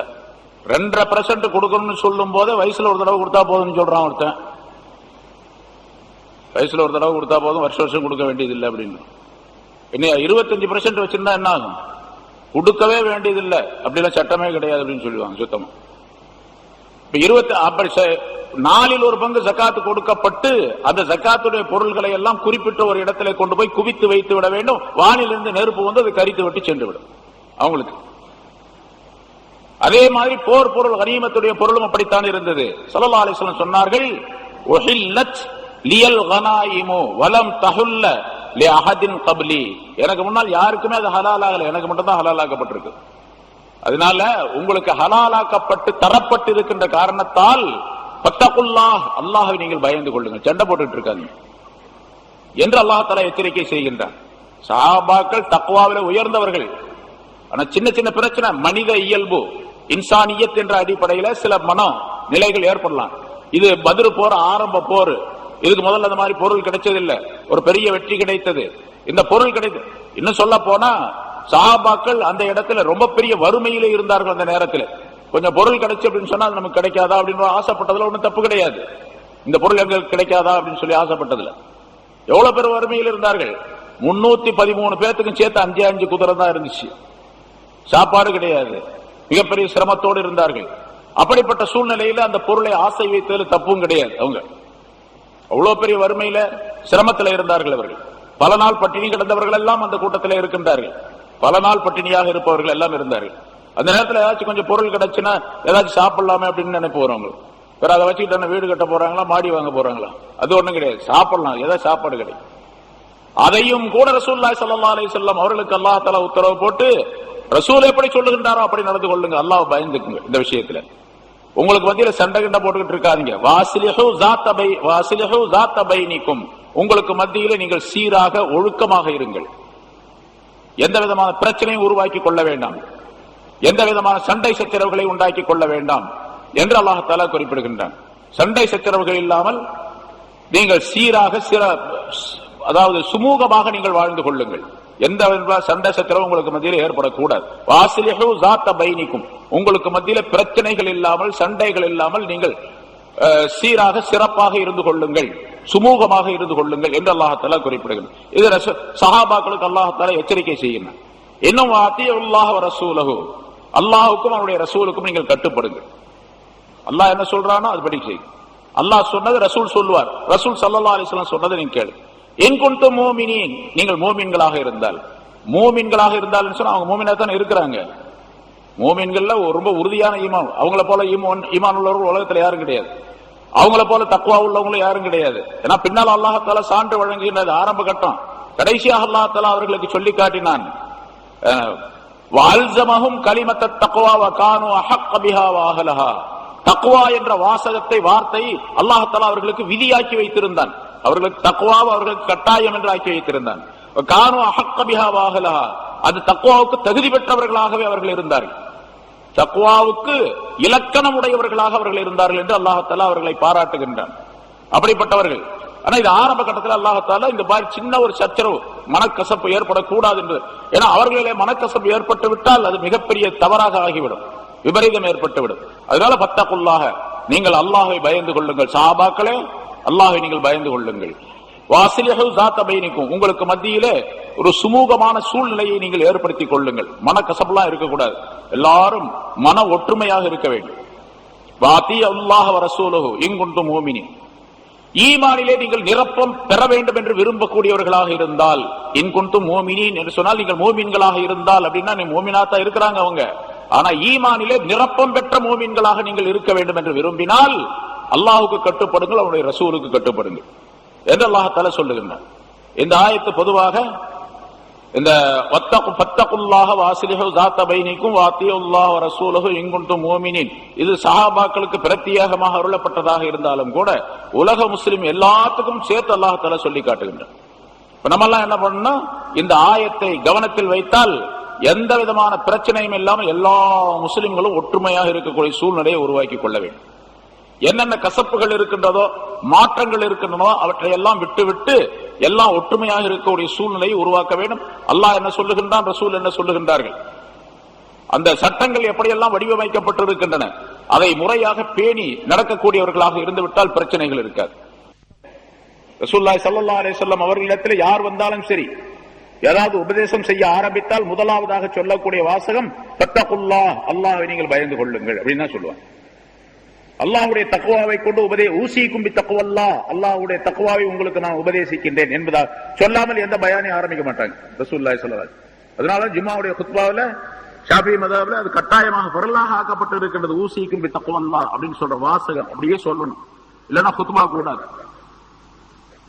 அதற்கு அனஸ் ரலியல்லாஹு தஆலா அவர்கள் சொன்னார்கள், அறிவிக்கின்றார்கள், ஒரு நாள் ரசூலுல்லாஹி ஸல்லல்லாஹு அலைஹி வஸல்லம் அவர்களோடு நாங்கள் உட்கார்ந்து கொண்டிருந்தோம். திடீரென்று ரசூலுல்லாஹி ஸல்லல்லாஹு அலைஹி வஸல்லம் அவர்கள் சிரித்தார்கள். தங்களுடைய இந்த பல், கடவாய் பக்கத்தில் இருக்கக்கூடிய இந்த முதல் பல் இருக்கின்றதே, அந்த பல் தெரியக்கூடிய அளவுக்கு சிரித்தார்கள். அப்ப ஹஜ்ரத் உமர் ரலியல்லாஹு தஆலா அவர்கள் கேட்டார்கள், யா ரசூலல்லாஹ், என்னுடைய தாயும் தந்தையும் தங்களுக்கு அர்ப்பணமாக தாங்கள் ஏன் அப்படி சிரிக்கிறீங்க, என்ன விஷயம் அப்படின்னு கேட்டாங்க. நான் எல்லாரும் கேட்கறது பயந்துக்குவாங்க, அவர் தான் கேட்பாரு, வேற யாரும் கேட்க மாட்டாங்க. நிறைய கூட்டங்கள்ல பார்க்கிறோம். கேட்டாங்க. அப்ப ரசூலுல்லாஹி ஸல்லல்லாஹு அலைஹி வஸல்லம் அவர்கள் சொன்னார்கள், கியாமத்தினால் நடைபெறக்கூடிய ஒரு நிகழ்ச்சி அல்லது ரசூலுல்லாஹி ஸல்லல்லாஹு அலைஹி வஸல்லம் அவர்களுக்கு அல்லாஹ் தஆலா அந்த நேரத்தில் காட்டி இருக்கிறான் ஒரு நிகழ்ச்சி. அந்த நிகழ்ச்சியை ரசூலுல்லாஹி ஸல்லல்லாஹு அலைஹி வஸல்லம் சொன்னாங்க, என்னுடைய உம்மத்திலிருந்து 2 மனிதர்கள் அல்லாஹ் தஆலாவுக்கு முன்னிலையிலே அவர்கள் மண்டியிட்டு உட்கார்ந்து கொண்டிருக்கின்றார்கள். அந்த 2 பேர்ல ஒருத்தர் சொன்னார், யா ரப்பி ஹுதுலி மதுலமத்தி மின் அஹி, இதா இருக்கார இருந்தால் என்னுடைய சகோதரர், முஸ்லிமான ஒரு சகோதரர், இவர் சில அநியாயங்கள் எனக்கு செஞ்சிட்டாரு, அந்த அநியாயத்துக்காக நீ ஏதாச்சும் பதில் செய்யணும், அந்த அநியாயத்தை நீ கேட்டு எனக்கு தீர்ப்பு செய்ய வேண்டும் அப்படின்னு சொல்லி அவரை பற்றி ரிப்போர்ட் சொன்னார் அல்லாஹ் தஆலாவிடத்துல. அல்லாஹ் தஆலா சொன்னான், அவரை பார்த்து சொன்னான், சரி உனக்கு என்ன அநியாயம் செய்தாரோ அதற்கு பதிலாக அவரிடத்திலிருந்து ஏதாவது நன்மை இருந்தால் அந்த நன்மையை நீ எடுத்துக்கொள் அப்படின்னு சொன்னான். வேற ஹதீஸ்ல ரசூலுல்லாஹி ஸல்லல்லாஹு அலைஹி வஸல்லம் நிறைய சொல்றாங்க, யார் ஏழை என்பதாக கேட்டார்கள், பல தடவை சொல்லப்பட்டு இருக்கின்றது. அப்படி அவரிடத்திலிருந்து நன்மை எடுத்துக்கொள்ள, அந்த நீ உனக்கு செய்யப்பட்ட அநியாயத்திற்கு பதிலாக அவரிடத்திலிருந்து நன்மை எடுத்துக்கொள்ள. இப்ப இவர் சொன்னாரு, யா அல்லாஹ், அவர் நிறைய நன்மையை கொண்டு வந்தாரு, ஆனா எல்லாத்துக்கும் கொடுத்துட்டாரு, சும்மா இருக்காரு, இப்ப அவருக்கு நன்மையே இல்லையே, நான் என்ன பண்றது, நான் எடுத்து எனக்கு கொடுப்பதற்கு அவரிடத்தில் எந்த நன்மையும் இல்லை என்பதாக சொன்னார். ஆகவே என்னுடைய பாவங்களை அவருக்கு நீ கொடுத்து விடலாமே அப்படின்னு சொல்லி சொன்னார். என்னுடைய பாவங்களை எல்லாம் அவருக்கு நீ கொடுத்து விடலாம் அப்படின்னு சொல்லி இந்த மனிதர் அல்லாஹ் தஆலாவிடத்தில் சொல்லுகின்றார். இப்படி சொல்லும் பொழுது ரசூலுல்லாஹி ஸல்லல்லாஹு அலைஹி வஸல்லம் அவர்கள் அவருடைய கண்களிலிருந்து கண்ணீர் வழிந்து ஓடிக்கொண்டிருக்கின்றன. உமர் ரலியல்லாஹு தஆலா, அனஸ் ரலியல்லாஹு தஆலா அவர்கள் சொல்லுகின்றார்கள், நபி அவர்கள் கண்களிலிருந்து கண்ணீர் வழிந்து ஓடிக்கொண்டிருக்கின்றது. அப்ப சொன்னாங்க ரசூலுல்லாஹி ஸல்லல்லாஹு அலைஹி வஸல்லம், இன்ன ذلك லயௌமுன் அலீம், அது ஒரு மகத்தான நாள், மிக கடினமான ஒரு நாள் இது. யௌமுன் யஹ்தாஜுன் நாஸு இலா மன் யதஹம்மலு அன்ஹும் மின் அவ்ஸாரிஹிம், தங்களுடைய பாவங்களை ஏற்றுக்கொள்ளவர்கள் யாராவது இருக்கிறார்களா என்று மனிதர்கள் தேடிக்கொண்டிருக்கக்கூடிய, தேவைப்பட்டுக் கொண்டிருக்கக்கூடிய, அடுத்த மனிதர்களிடத்தில் தேவைப்படுகின்ற ஒரு நாள் அது. தன்னுடைய பாவங்களுக்கு பரிகாரமோ, தன்னுடைய பாவத்தை பரிகரிக்கக்கூடிய விஷயமோ, அல்லது தன்னுடைய பாவங்களை ஏற்றுக்கொள்ளக்கூடிய மனிதர்களோ கிடைப்பார்களா என்று தேடிக்கொண்டிருக்கக்கூடிய, தேவைப்படக்கூடிய ஒரு நாளாக அமைந்திருக்கின்றது என்பதாக ரசூலுல்லாஹி ஸல்லல்லாஹு அலைஹி வஸல்லம் அவர்கள் இடையில இந்த வாசகத்தை சொல்லிவிட்டு சொன்னார்கள். அல்லாஹ் தஆலா சொல்லுவான், அந்த யார் ரிப்போர்ட் செஞ்சார் பாருங்க, அந்த 2 பேர்ல ஒருத்தர், இந்த ஆள் எனக்கு அநியாயம் செஞ்சிட்டார் அப்படின்னு சொல்லிட்டு, அவருக்கெல்லாம் இப்ப அவர்கிட்ட கொடுக்கறதுக்கு நன்மை இல்லை, இவருடைய பாவத்தை அவருக்கு கொடுக்க வேண்டும் அப்படின்னு இவர் விரும்புறாரு. ஆனால் அல்லாஹ் தஆலா தீர்ப்பளிக்கல. என்ன இந்த நேரத்தில் அல்லாஹ் தஆலா அந்த மனிதரை பார்த்து சொல்லுகின்றார், யார் ரிப்போர்ட் பண்ணாரோ தாலிபு, அவரை பார்த்து சொல்லுகின்றான், இர்ஃபா பஸரக வன்துர், நீ உன்னுடைய தலையை உயர்த்தி பார், சொர்க்கம் தெரியும், சொர்க்கத்திலே என்ன நடக்கின்றது, என்ன இருக்கின்றது என்று நீ பார் என்பதாக அல்லாஹ் தஆலா சொன்னான். அவர் தன்னுடைய தலையை உயர்த்தி பார்த்தார். அங்கே ஒரு பெரிய பட்டணம், பெரிய சிட்டி, ஒரு பெரிய பட்டணம் ஒன்று தெரிந்தது. தலையை உயர்த்தி பார்த்தால் மேல பெரிய பட்டணம், பட்டணம் பெரிய ஊர், ஒரு பெரிய சிட்டி தெரிந்தது. அது நிறைய ஏராளமான மாளிகைகள் இருக்கின்றன, பங்களாக்கள் நிறைய இருக்குது, எல்லாம் வெள்ளியினால் செய்யப்பட்டு இருக்கின்றன. தங்கத்தினாலான கோட்டைகள் நிறைய இருக்கின்றன. அதுல முத்து பவளங்கள் வைரங்கள் வைடூரியங்களால் அது பதிக்கப்பட்ட தங்க கோட்டைகள் நிறைய இருந்து கொண்டிருக்கின்றன. இதை பார்த்த அவரு அல்லாஹ் தஆலா இடத்துல திரும்ப கேட்கிறார், யாரெல்லாம் இந்த வீடுகள்லாம், இந்த மாளிகை எல்லாம் யாருக்குரியது, எந்த நபிக்கு நீ கொடுக்க போகின்றாய், அல்லது எந்த சித்தியத்துக்கு நீ அதை தரப்போகின்றாய், எந்த சாலிஹான மனிதருக்கு அதை நீ தரப்போகின்றாய், எந்த ஷஹீதுக்கு தரப்போகின்றாய் என்பதாக இவர் அல்லாஹ்விடத்தில் கேட்டார். அல்லாஹ் தஆலா சொன்னான் அந்த மனிதரை பார்த்து, இது அப்படிலாம் நபிமாருக்கோ சித்தியீன்களுக்கோ தர்றது இல்ல, இதுக்குரிய விலையை யார் கொடுக்கிறாங்களோ அவங்களுக்கு தர்றது அப்படின்னு அல்லாஹ் தஆலா சொன்னான். விலையை யார் தர்றாங்களோ, கிரையம் தந்தாங்கன்னா கொடுத்துறது அப்படின்னு சொல்லி அல்லாஹ் தஆலா சொன்னான். அப்ப இவர் கேட்டாரு, ரிப்போர்ட் பண்ணவரு, ஒமை எம்லிக்கு சமனகு, யாரெல்லாம் இது என்ன, இதுக்கு விலை கொடுக்கறதுக்கு யாரால முடியும், காசு கொடுத்து வாங்குறதுக்கு யாரால முடியும் அப்படின்னு கேட்டாரு. அல்லாஹ் தஆலா சொன்னா உன்னால முடியும் அப்படின்னு அல்லாஹ் சொன்னான். அவரை பார்த்து சொன்னா உன்னால முடியும், என்னால முடியுமா, என்கிட்ட எவ்வளவு காசு இருக்குது வாங்குறதுக்கு அப்படின்னு. மாதா யா ரப்பி, என்ன அது, என்கிட்ட எப்படி காசு இருக்கு, என்னால முடியும்னு சொல்றீங்க அப்படின்னு. அப்ப அவர் சொன்னார், அல்லாஹ் தஆலா சொன்னான், தாஃபு அன் அஹீக, உனக்கு அநியாயம் செய்து விட்டார் என்று இந்த மனிதரை பற்றி சொல்லுகின்றாய் உன்னுடைய சகோதரர், இவரை நீ மன்னிப்பதுதான் அதுக்கு விலை அப்படின்னு. இவரை மன்னிப்பதுதான் விலை என்பதாக அல்லாஹ் தஆலா, யா ரப்பி கத் அஃபௌது அன்ஹு, நான் அவர் மன்னிச்சிட்டேன் அப்படின்னு சொல்லி உடனே அவர் சொன்னார். அல்லாஹ் தஆலா சொன்னான், அவர் கையை பிடித்துக் கொண்டு 2 பேரும் சேர்ந்து அந்த சொர்க்கத்துக்கு போயிடுங்க அப்படின்னு சொன்னார். ரசூலுல்லாஹி ஸல்லல்லாஹு அலைஹி வஸல்லம் இதை சொல்லிவிட்டு ஃபத்தகுல்லாஹ வஅஸ்லிஹு ஸாத பைனிக்கும் என்ற இந்த ஆயத்தை வாசித்து காட்டினார்கள் என்பதாக குறிப்பிடுகின்றார்கள். எவ்வளவு அற்புதமான மார்க்கம், எவ்வளவு அற்புதமான வாழ்க்கை மனிதர்களுக்கு மத்தியில் இருக்க வேண்டிய வாழ்க்கை முறை இல்லாமலே சிதைந்து கிடக்கின்றது. தனி மனிதர்கள், ஜமாத்துகள், தலைவர்கள், தொண்டர்கள் எல்லாமே மாறி போய் கிடக்கக்கூடிய சூழ்நிலை இருக்கு. ஏன் சுனாமி ஏற்படாது, ஏன் இது வராது, அது வராது, மழை பெய்யாம எப்ப பார்த்தாலும் பாருங்க, என்ன மே மாசம் மாதிரியே இருக்குது, இன்னும் வெயில் அடிக்குது என்று இருந்தால் ஏன் வராது? எந்த இங்க ஃபத்தகுல்லாஹ என்ற இந்த வார்த்தைக்குரிய இலக்கணமே போயிடுச்சு சுத்தமா. வாசிலிஹு ஸாத பைனிக்கும் அதுவும் கிடையாது, அத்தியுல்லாஹ கிடையாது, அத்தியுர் ரசூல் கிடையாது, மூமினீன் நீங்கள் மூமின்களா அப்படின்னு கேட்டா மூமின்களும் கிடையாது. பேருக்கு மூமின்களாக அட்ரஸ் வச்சுக்கிட்டு இருக்கிறோம், அவ்வளவுதான். நம்ம இதை எல்லாவற்றையும் ரசூலுல்லாஹி ஸல்லல்லாஹு அலைஹி வஸல்லம் அவர்கள் இந்த ஹதீஸின் மூலமாக நமக்கு தெளிவுபடுத்துகின்றார்கள். நிறைய ஹதீஸுகள் இது சம்பந்தமாக சொல்லப்பட்டு இருக்கின்றன. ரசூலுல்லாஹி ஸல்லல்லாஹு அலைஹி வஸல்லம் அவர்கள் சொன்னார்கள், அலா உஹ்பிருக்கும் பி அஃலல மின் தரஜத்தி ஸியாமி வஸ்ஸதகா வஸ்ஸலா, நோன்பு, தொழுகை, தான தர்மங்கள் ஆகியவற்றை விட ஒரு சிறந்த காரியத்தை உங்களுக்கு சொல்லட்டுமா அப்படின்னு கேட்டாங்க ஒரு தடவை.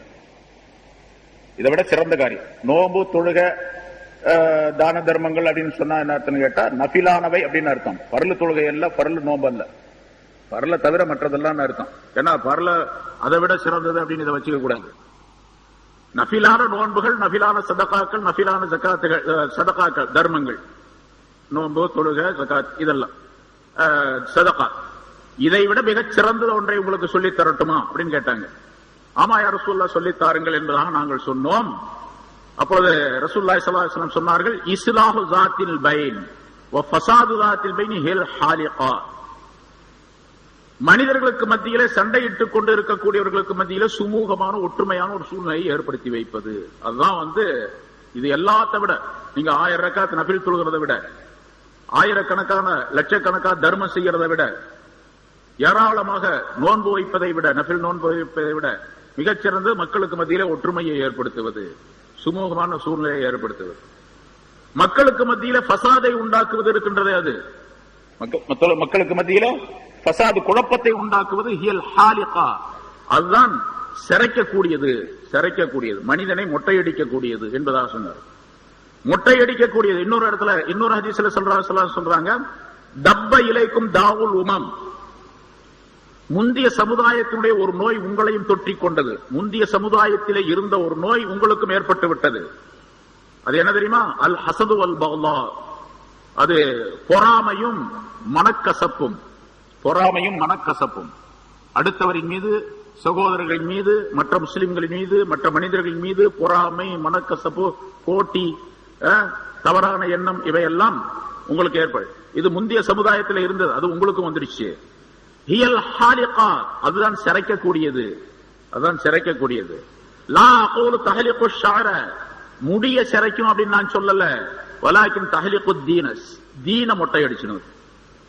உங்கள்கிட்ட இது இருந்துச்சுன்னா, போட்டி, பொறாமை, தீமையான எண்ணங்கள், தவறான எண்ணங்கள், அடுத்தவரை கெடுக்க வேண்டும் என்ற மக்ரு சூழ்ச்சி, இவையெல்லாம் இருந்தால் தீனை மொட்டையடித்து விடும். நீங்க நினைச்சுக்கிட்டு இருக்கிறீங்க அவரை பொறாமை வைத்து அவருக்கு நம்ம தகுந்த வேலைகளை செய்து அவரை எப்படியாவது கெடுத்து நாம் முன்னுக்கு வந்து விடலாம், மேலேறி விடலாம், சிறந்தராகி விடலாம் அப்படின்னு நினைக்கிறீங்க. இல்ல இல்ல, உங்கள்கிட்ட தீனே இருக்கா, தீன மொட்டையாகி போயிடும் என்று ரசூலுல்லாஹி ஸல்லல்லாஹு அலைஹி வஸல்லம் இதையும் சொன்னாங்க. பாருங்க, நான் முடி சிரைக்கிறது அப்படின்னு சொல்லல, அத தீன மொட்டை அடிச்சுன்னு, அது தீன சிரைச்சுன்னு உங்கள்கிட்ட இருந்து என்று சொல்லுகின்றார்கள்.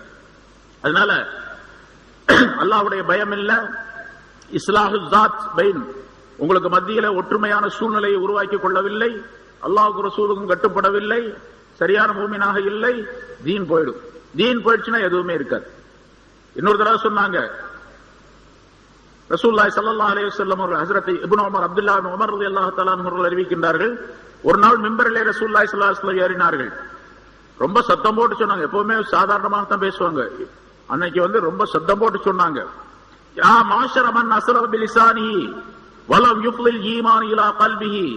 ஏ நாக்கில் மட்டும் ஈமான் கொண்டிருக்கக்கூடியவர்களே, ஈமான் கல்பின் பக்கம் போய் சேராதவர்களே, லா தூசுல் முஸ்லிமீன, முஸ்லிம்களை தொந்தரவு செய்யாதீங்க, முஸ்லிம்களுக்கு தொந்தரவு கொடுக்காதீங்க, கஷ்டப்படுத்தாதீங்க. வலா துஅய்யிருஹும், அவர்களை குறை சொல்லிக் கொண்டிருக்காதீர்கள் முஸ்லிம்களை எல்லாம். வலா தத்தபிஉ அவ்ராத்திஹிம், அவருடைய குறைகளை நீங்கள் ஆராய்ச்சி செய்து கொண்டிருக்காதீர்கள். மற்றவருடைய குறைகள் எல்லாம், முஸ்லிம்களுடைய குறைகளை ஆராய்ச்சி செய்து கொண்டிருக்காதீர்கள். ஃபைன்னஹு மன் யத்தபிஉ அவ்ரத அஹீஹில் முஸ்லிம் யத்தபிஉ அல்லாஹு அவ்ரதஹு. எவரேனும் ஒருவர் முஸ்லிமான மனிதருடைய சகோதரருடைய குறைகளை ஆராய்ச்சி செய்ய ஆரம்பித்தால் அல்லாஹ் இவருடைய குறையை ஆராய்ச்சி செய்ய ஆரம்பிச்சிடுவான். வமன் யத்தபிஉ அல்லாஹு அவ்ரதஹு யஃப்லஹு வலவ் ஃபீ ஜவ்ஃபி ரஹலிஹி. எவரை அல்லாஹ் தஆலா, எவருடைய குறையை அல்லாஹ் தஆலா ஆராய்ச்சி செய்ய ஆரம்பித்தானோ அவரை அல்லாஹ் தஆலா கேவலப்படுத்திடுவான். அவர் தன்னுடைய வாகனத்தினுடைய உள்பகுதியிலே இருந்தாலும் சரி, அதாவது எவ்வளவு மறைவாக இருந்தாலும் சரி, அந்த கேவலத்தை அல்லாஹ் தஆலா வெளிப்படுத்திடுவார். இவர் மறைவாக இருந்தாலும் சரி, அவர் கோட்டைக்குள்ள இருந்தாலும் சரி. இங்க ஸல்லல்லாஹு அலைஹி வஸல்லம் வலவ் ஃபீ ஜவ்ஃபி ரஹலிஹி என்று சொல்லக்கூடிய வாசகம் என்ன, நேரடி அர்த்தம் என்ன தெரியுமா? அவர் தன்னுடைய வாகனத்தினுடைய நடு பகுதியிலே இருந்தாலும் சரி என்று சொன்னா, ஒரு கார் இருக்குதுன்னு வச்சுங்க, அந்த காலத்துல ஒட்டகத்தை வச்சாங்க, ஒட்டகத்துல ஒரு அம்பாரி இருக்கு, அம்பாரிக்குள்ள உட்கார்ந்து அதுக்கு மேல மூடி போட்டுக்கிட்டு யாருக்கு தெரியாம உள்ள உட்கார்ந்து இருந்தாலும் சரி, அவர் அல்லாஹ் தஆலா ஃபதீஹத்படுத்திடுவார், கேவலப்படுத்திடுவார். இப்ப ஒருத்தர் தன்னுடைய மாளிகைக்குள்ள இருக்கிறாரு, நான் எங்க வெளியே போறேன், என்ன வெளியே போனாலும் என்ன கேவலப்படுத்த, நான் வீட்டுக்குள்ளதானே இருப்பேன், எனக்கு எல்லா வசதியும் இருக்குது, ஆலம்பு இருக்கு, எல்லாம் இருக்கு, நான் வெளியே போக வேண்டிய அவசியமே இல்லை அப்படின்னு சொல்லி வீட்டுக்குள்ளே இருந்தாலும் சரி, அவர் இந்த தன்மை உடையவராக இருந்தால் அவர் அல்லாஹ்தாலா கேவலப்படுத்திடுவார் என்று பொருளாகும். ஆக சஹாபாக்களுக்கு சொல்லக்கூடிய அந்த வாசகம் இருக்கின்றது, அவர்களுக்கு அல்லாஹ்தாலா பொதுவாக இது உலக மக்களுக்கு சொல்லக்கூடியதுதான், உலக முஸ்லிம்களுக்கு சொல்லக்கூடியதுதான். சஹாபாக்களை பார்த்து அல்லாஹ்தாலா சொல்ல, அங்க சின்ன நிகழ்ச்சி நடந்தது, கொஞ்ச நேரம் தானே அந்த நிகழ்ச்சி, அந்த பொருளை எனக்கு கிடைச்சா நல்லா இருக்குன்னு நினைச்சாங்க, அவ்வளவுதான். பாருங்க, அவர் சாத் இப்னு வக்காஸ் அபீ வக்காஸ் ரலியல்லாஹு தஆலா அந்த பாலை தூக்கிட்டு வந்தாங்க, கொண்டு போய் அதுல போட்டுன்னு சொன்னாங்க, போட போயிட்டாங்க, அவ்வளவு. மாட்டேன்னா சொல்லல.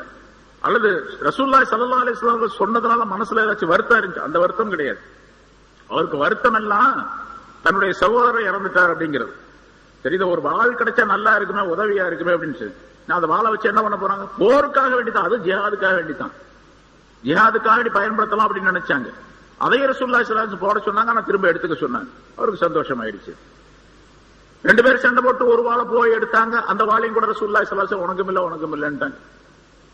இப்ப சஹாபாக்களுக்கு எந்த வருத்தம் கிடையாது. ஆனா அவர்களை பார்த்து அல்லாஹ்தாலா சொல்லுகின்றான், வத்தகுல்லாஹ், அல்லாஹ்வை நீங்கள் பயந்து கொள்ளுங்கள், வாஸ்லிஹு ஸாத பைனிக்கும், உங்களுக்கு மத்தியிலே நீங்கள் சுமூகமாக இருங்கள், வாத்தியல்லாஹ், அல்லாஹ்வுக்கு கட்டுப்படுங்கள், ரசூலுஹு, ரசூலுக்கு கட்டுப்படுங்கள், இன்குன்தும் முஃமினீன், நீங்கள் சரியான மூமினாக இருந்த என்று அல்லாஹ்தாலா சொல்லும்போது மற்றவர்களுக்கு தாராளம், நமக்கெல்லாம் அவர்களை விட ஆயிரக்கணக்கான மடங்கு அதிகமான ஒரு வலிமையுடன் இந்த ஆயத்தை கடைபிடிக்க வேண்டிய கட்டாய நிலையில் நாம் இருந்து கொண்டிருக்கின்றோம் என்பதை நாம் கவனிக்க வேண்டும். அல்லாஹ் தஆலா அத்தகைய நல்ல பண்புகளை நம் அனைவருக்கும் அல்லாஹ் தஆலா தந்தருள்வானாக. வாஹிர் தஅவானா அல்ஹம்துலில்லாஹி ரப்பில் ஆலமீன். அல்ஹம்துலில்லாஹி நஹ்மதுஹு வ நஸ்தஈனுஹு வ நஸ்தக்ஃபிருஹு வ நு'மினு பிஹி வ நதவக்கலு அலைஹி வ நஊது பில்லாஹி மின் ஷுரூரி அன்ஃபுஸினா வ மின் ஸய்யிஆத்தி அஅமாலினா மன் யஹ்திஹில்லாஹு ஃபலா முضில்ல லஹு வ மன் யுضللஹு ஃபலா ஹாதிய லஹு ونشهد أن لا إله إلا الله وحده لا شريك له ونشهد أن سيدنا ونبينا مولانا محمدا عبده ورسوله أرسله الله بالحق بشيرا ونذيرا وداعيا إلى الله بإذنه وسراجا منيرا. أما بعد، فقد قال الله تعالى في كلامه القديم: أعوذ بالله من الشيطان الرجيم، بسم الله الرحمن الرحيم. كما أخرجك ربك من بيتك بالحق وإن فريقا من المؤمنين لكارهون يجادلونك في الحق بعدما تبين كأنما يساقون إلى الموت وهم ينظرون وإذ يعدكم الله إحدى الطائفتين أنها لكم وتودون أن غير ذات الشوكة تكون لكم ويريد الله أن يحق الحق بكلماته ويقطع دابر الكافرين ليحق الحق ويبطل الباطل ولو كره المجرمون. صدق الله العظيم. கணியத்திற்குரிய பெரியோர்களே, சகோதரர்களே, அல்லாஹ்வுடைய கிருபையால் 612வது வாரமாக தப்சீருடைய இந்த தொடர் பயான் இப்பொழுது ஆரம்பிக்கப்படுகிறது. சூரத்துல் அன்ஃபால் என்ற அத்தியாயத்தினுடைய 4 ஆயத்துகள் இதற்கு முன்னால் விளக்கம் சொல்லப்பட்டு இருக்கின்றன. முன்னால் சொல்லப்பட்ட ஆயத்தில் இன்னமல் முஃமினூன அல்லதீன ஆமனு இதா துக்கிரல்லாஹ் இன்னமல் முஃமினூன இதா துக்கிரல்லாஹு வஜிலத் குலூபுஹும் என்ற ஆயத்தினுடைய தொடரிலே மூமினானவர்கள் இப்படித்தான் இருக்க வேண்டும் என்று அல்லாஹ் தஆலா சொல்லி காட்டினான். அடுத்து அந்த சம்பவத்தினுடைய தொடரை குறிப்பிடுகின்றான். அதாவது பத்ரு போர் சம்பந்தமான உள்ள ஒரு தொடர். கமா அஹ்ரஜக ரப்புக மின் பைத்திக பில் ஹக்கி, நபியே, உம்முடைய இரட்சகன், உம்முடைய ரப்பு உம்முடைய வீட்டிலிருந்து உம்மை வெளிப்படுத்தியதை போன்றே, சத்தியத்தை கொண்டு வெளிப்படுத்தியதை போன்றே என்று அல்லாஹ் தஆலா குறிப்பிடுகின்றான். இந்த பத்ருடைய போர் நடந்து அதிலே கனீமத்துடைய பொருள்கள் கிடைத்து அதை பங்கிட்டு மக்களுக்கு கொடுத்ததும், அந்த சஹாபாக்களுக்கு கொடுத்ததும் ஒரு சத்தியமான விஷயம். அதே போன்று அந்த போர் நடந்ததும் சத்தியமான விஷயம். இங்கே கமா அஹ்ரஜக உம்மை வெளிப்படுத்தியதை போன்று என்று அல்லாஹ் தஆலா சொல்லுவதன் மூலமாக உலமாக்கள் இதற்கு பல கருத்துக்களை சொல்லுகின்றார்கள். உம்முடைய ரப்பு உம்முடைய வீட்டிலிருந்து சத்தியத்தை கொண்டு உம்மை வெளிப்படுத்தியதை போன்று என்பதோடு அல்லாஹ் தஆலா நிறுத்தி கொண்டான். அடுத்து வரக்கூடிய வாசகம் ஆயத்து வேறு கருத்தை சொல்லுகின்றது. போன்று என்று சொன்னால் என்ன விளக்கம் என்பதற்கு உலமாக்கள் முஃபஸ்ஸிரீன்கள் பல கருத்துக்களை சொல்லுகின்றார்கள். இந்த கனீமத்துடைய பொருள் பங்கிடப்பட்டது சத்தியமான உண்மையான நிகழ்வாகும். எப்படி சத்தியமாக உம்முடைய வீட்டிலிருந்து அல்லாஹ் தஆலா வெளிப்படுத்தி வைத்தானோ மக்காவிலே, அதே போன்று இதுவும் சத்தியமான விஷயமாகும்.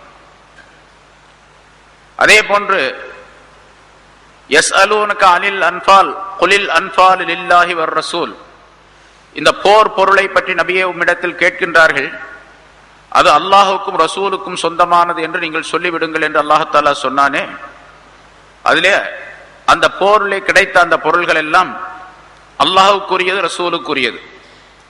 இங்கே ரசூலுல்லாஹி ஸல்லல்லாஹு அலைஹி வஸல்லம் அவர்கள் எப்படி அந்த பொருளை பங்கிட வேண்டும் என்று விரும்புகின்றார்களோ அப்படியே பங்கிடுவதுதான் சத்தியமானது, உண்மையானது.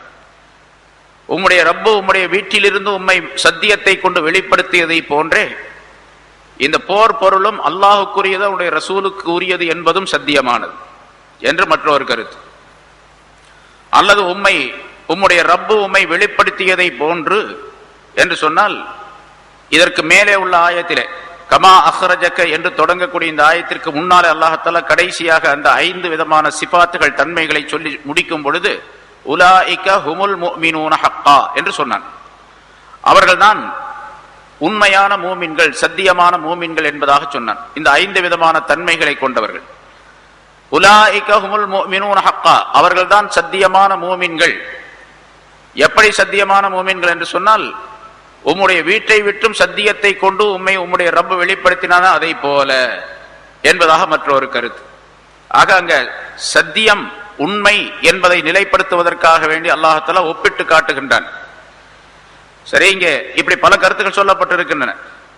இங்கே அல்லாஹ் தஆலா சொல்லக்கூடிய இந்த ஆயத்தினுடைய கருத்து, உம்முடைய வீட்டை விட்டும் உம்முடைய ரப்பு சத்தியத்தை கொண்டு உம்மை வெளிப்படுத்திய பொழுது என்றும் அர்த்தம் செய்யப்பட்டிருக்கின்றது.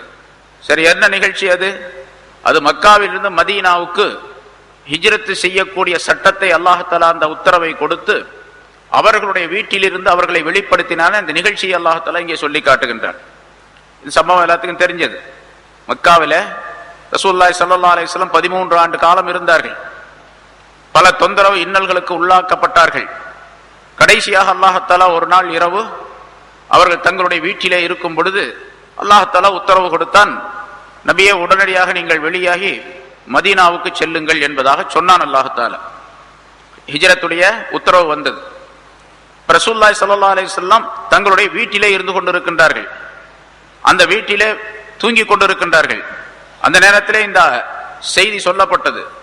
அருகிலே ஹஜ்ரத் அலி ரலியல்லாஹு தஆலா அன்ஹு அவர்களும் அங்கே படுத்திருக்கின்றார்கள். இவர்களுடைய படுக்கையிலே அலி ரலியல்லாஹு தஆலா அன்ஹு அவர்களை படுக்க வைத்துவிட்டு ஹஜ்ரத் ரசூலுல்லாஹி ஸல்லல்லாஹு அலைஹி வஸல்லம் அங்கிருந்து வெளியானார்கள். இந்த சம்பவம் எல்லாத்துக்கும் தெரியும். அந்த மக்காவாசிகள் எல்லோருமாக சேர்ந்து இன்று ஒரு முடிவு கட்டிவிட வேண்டும், இந்த நபி முஹம்மது ஸல்லல்லாஹு அலைஹி வஸல்லம் அவர்களுக்கு ஏதாவது ஒரு முடிவு கட்டிவிட வேண்டும் என்பதாக ஒரு தங்களுடைய தாருன் நதுவா என்று சொல்லப்படக்கூடிய மன்றத்திலே ஒன்றாக கூடி அவர்கள் ஆலோசனை செய்தார்கள். கடைசியாக முடிவு செய்தது அவர்கள், நம்முடைய குடும்பத்தில் உள்ள ஒவ்வொரு கிளையிலும் ஒவ்வொரு வாலிபரை தேர்ந்தெடுத்து ரசூலுல்லாஹி ஸல்லல்லாஹு அலைஹி வஸல்லம் அவர்கள் தங்கி இருக்கக்கூடிய அந்த வீட்டுக்கு வெளியே 2 வரிசையிலே நின்று கொண்டு அவர் காலையிலே சுபுகுடைய நேரத்திலே கதவை திறந்து கொண்டு வெளியே வரக்கூடிய நேரத்திலே எல்லோருமாக சேர்ந்து ஒரே நேரத்தில் அவரை தாக்க வேண்டும். அந்த இடத்திலேயே அவர் இறந்து விட வேண்டும். யார் முந்தி தாக்கினார், யார் பிந்தி தாக்கினார் என்றெல்லாம் இருக்கக்கூடாது.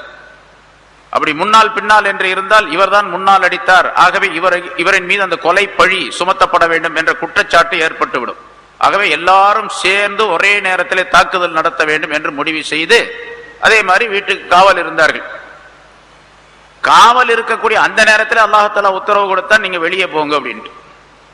அல்லாஹ் தன்னுடைய குதுரத்தை நிலை நிறுத்துவதற்காக வேண்டி அல்லாஹ் ஒரு மனிதரை காப்பாற்ற வேண்டும் என்று நாடிவிட்டால் எப்படிப்பட்ட பாதுகாப்பு இருந்தாலும் சரி அல்லாஹ் தஆலா எப்படிப்பட்ட எதிரிகள் இருந்தாலும் சரி அல்லாஹ் அவரை பாதுகாத்து விடுவான் என்பதற்கு சான்றாகவும் அல்லாஹ் இந்த நிகழ்ச்சியை நடத்தி காட்டினான். எதிரிகள் கொஞ்சம் கூட தூங்காமல் இழித்துக் கொண்டே இருக்கின்றார்கள். தூங்கவே கூடாது, யாரும் மிக ஜாக்கிரதையாக இருக்க வேண்டும். எப்ப அந்த கதவு திறக்கப்படுகின்றதோ அதை எதிர்பார்த்து கொண்டே நிற்க வேண்டும் என்று இரவு முழுதும் காத்திருக்கின்றார்கள் பல நபர்கள். உள்ளே ரசூலுல்லாஹி ஸல்லல்லாஹு அலைஹி வஸல்லம் அலி ரலியல்லாஹு தஆலா அவர்கள் இருக்கின்றார்கள்.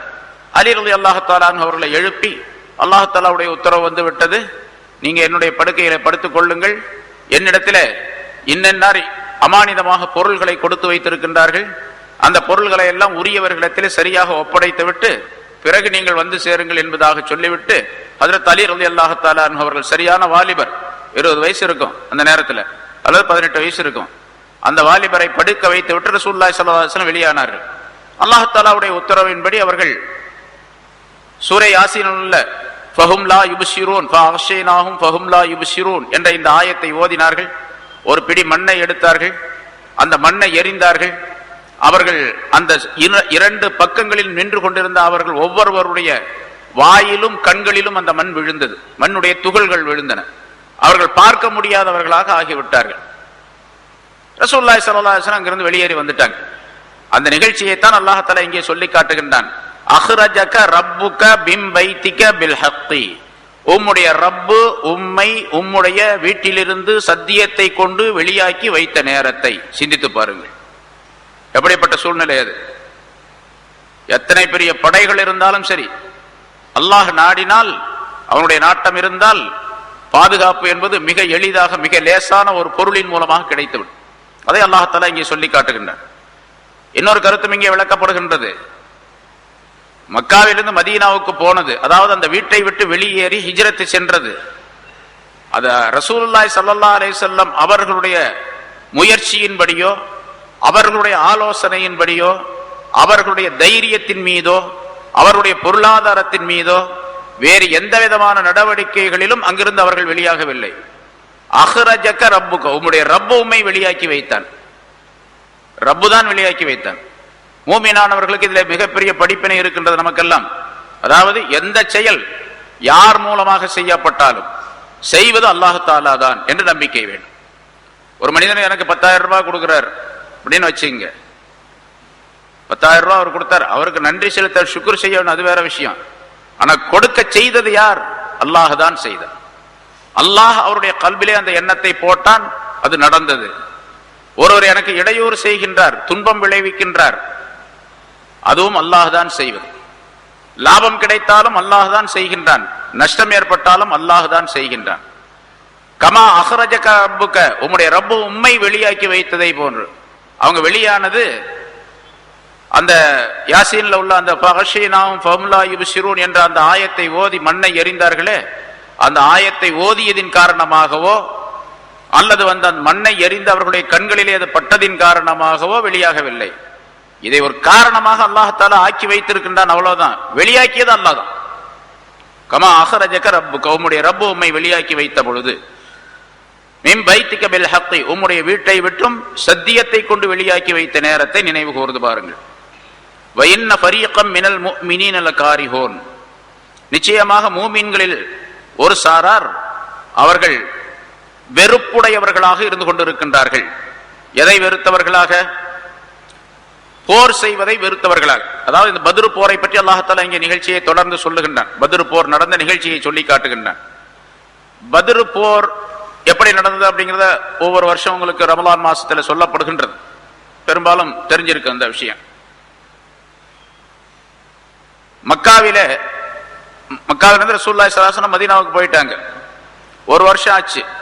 2வது வருஷம் இந்த குறைஷியர்கள் எல்லாம், மக்காவில் உள்ளவர்கள் எல்லாம் எப்படியாவது இந்த முஹம்மது ஸல்லல்லாஹு அலைஹி வஸல்லம் அவர்களையும் முஸ்லிம்களையும் வீழ்த்தி விட வேண்டும், அழித்து விட வேண்டும் என்பதற்காக வேண்டி, இஸ்லாத்தை இல்லாமலாக்கி விட வேண்டும் என்பதற்காக பல முயற்சிகள் செய்தார்கள். அதனால 2வது வருஷம் நமக்கு அதுக்கு பொருளாதாரம் தேவை, ஆயுதங்கள் தேவை.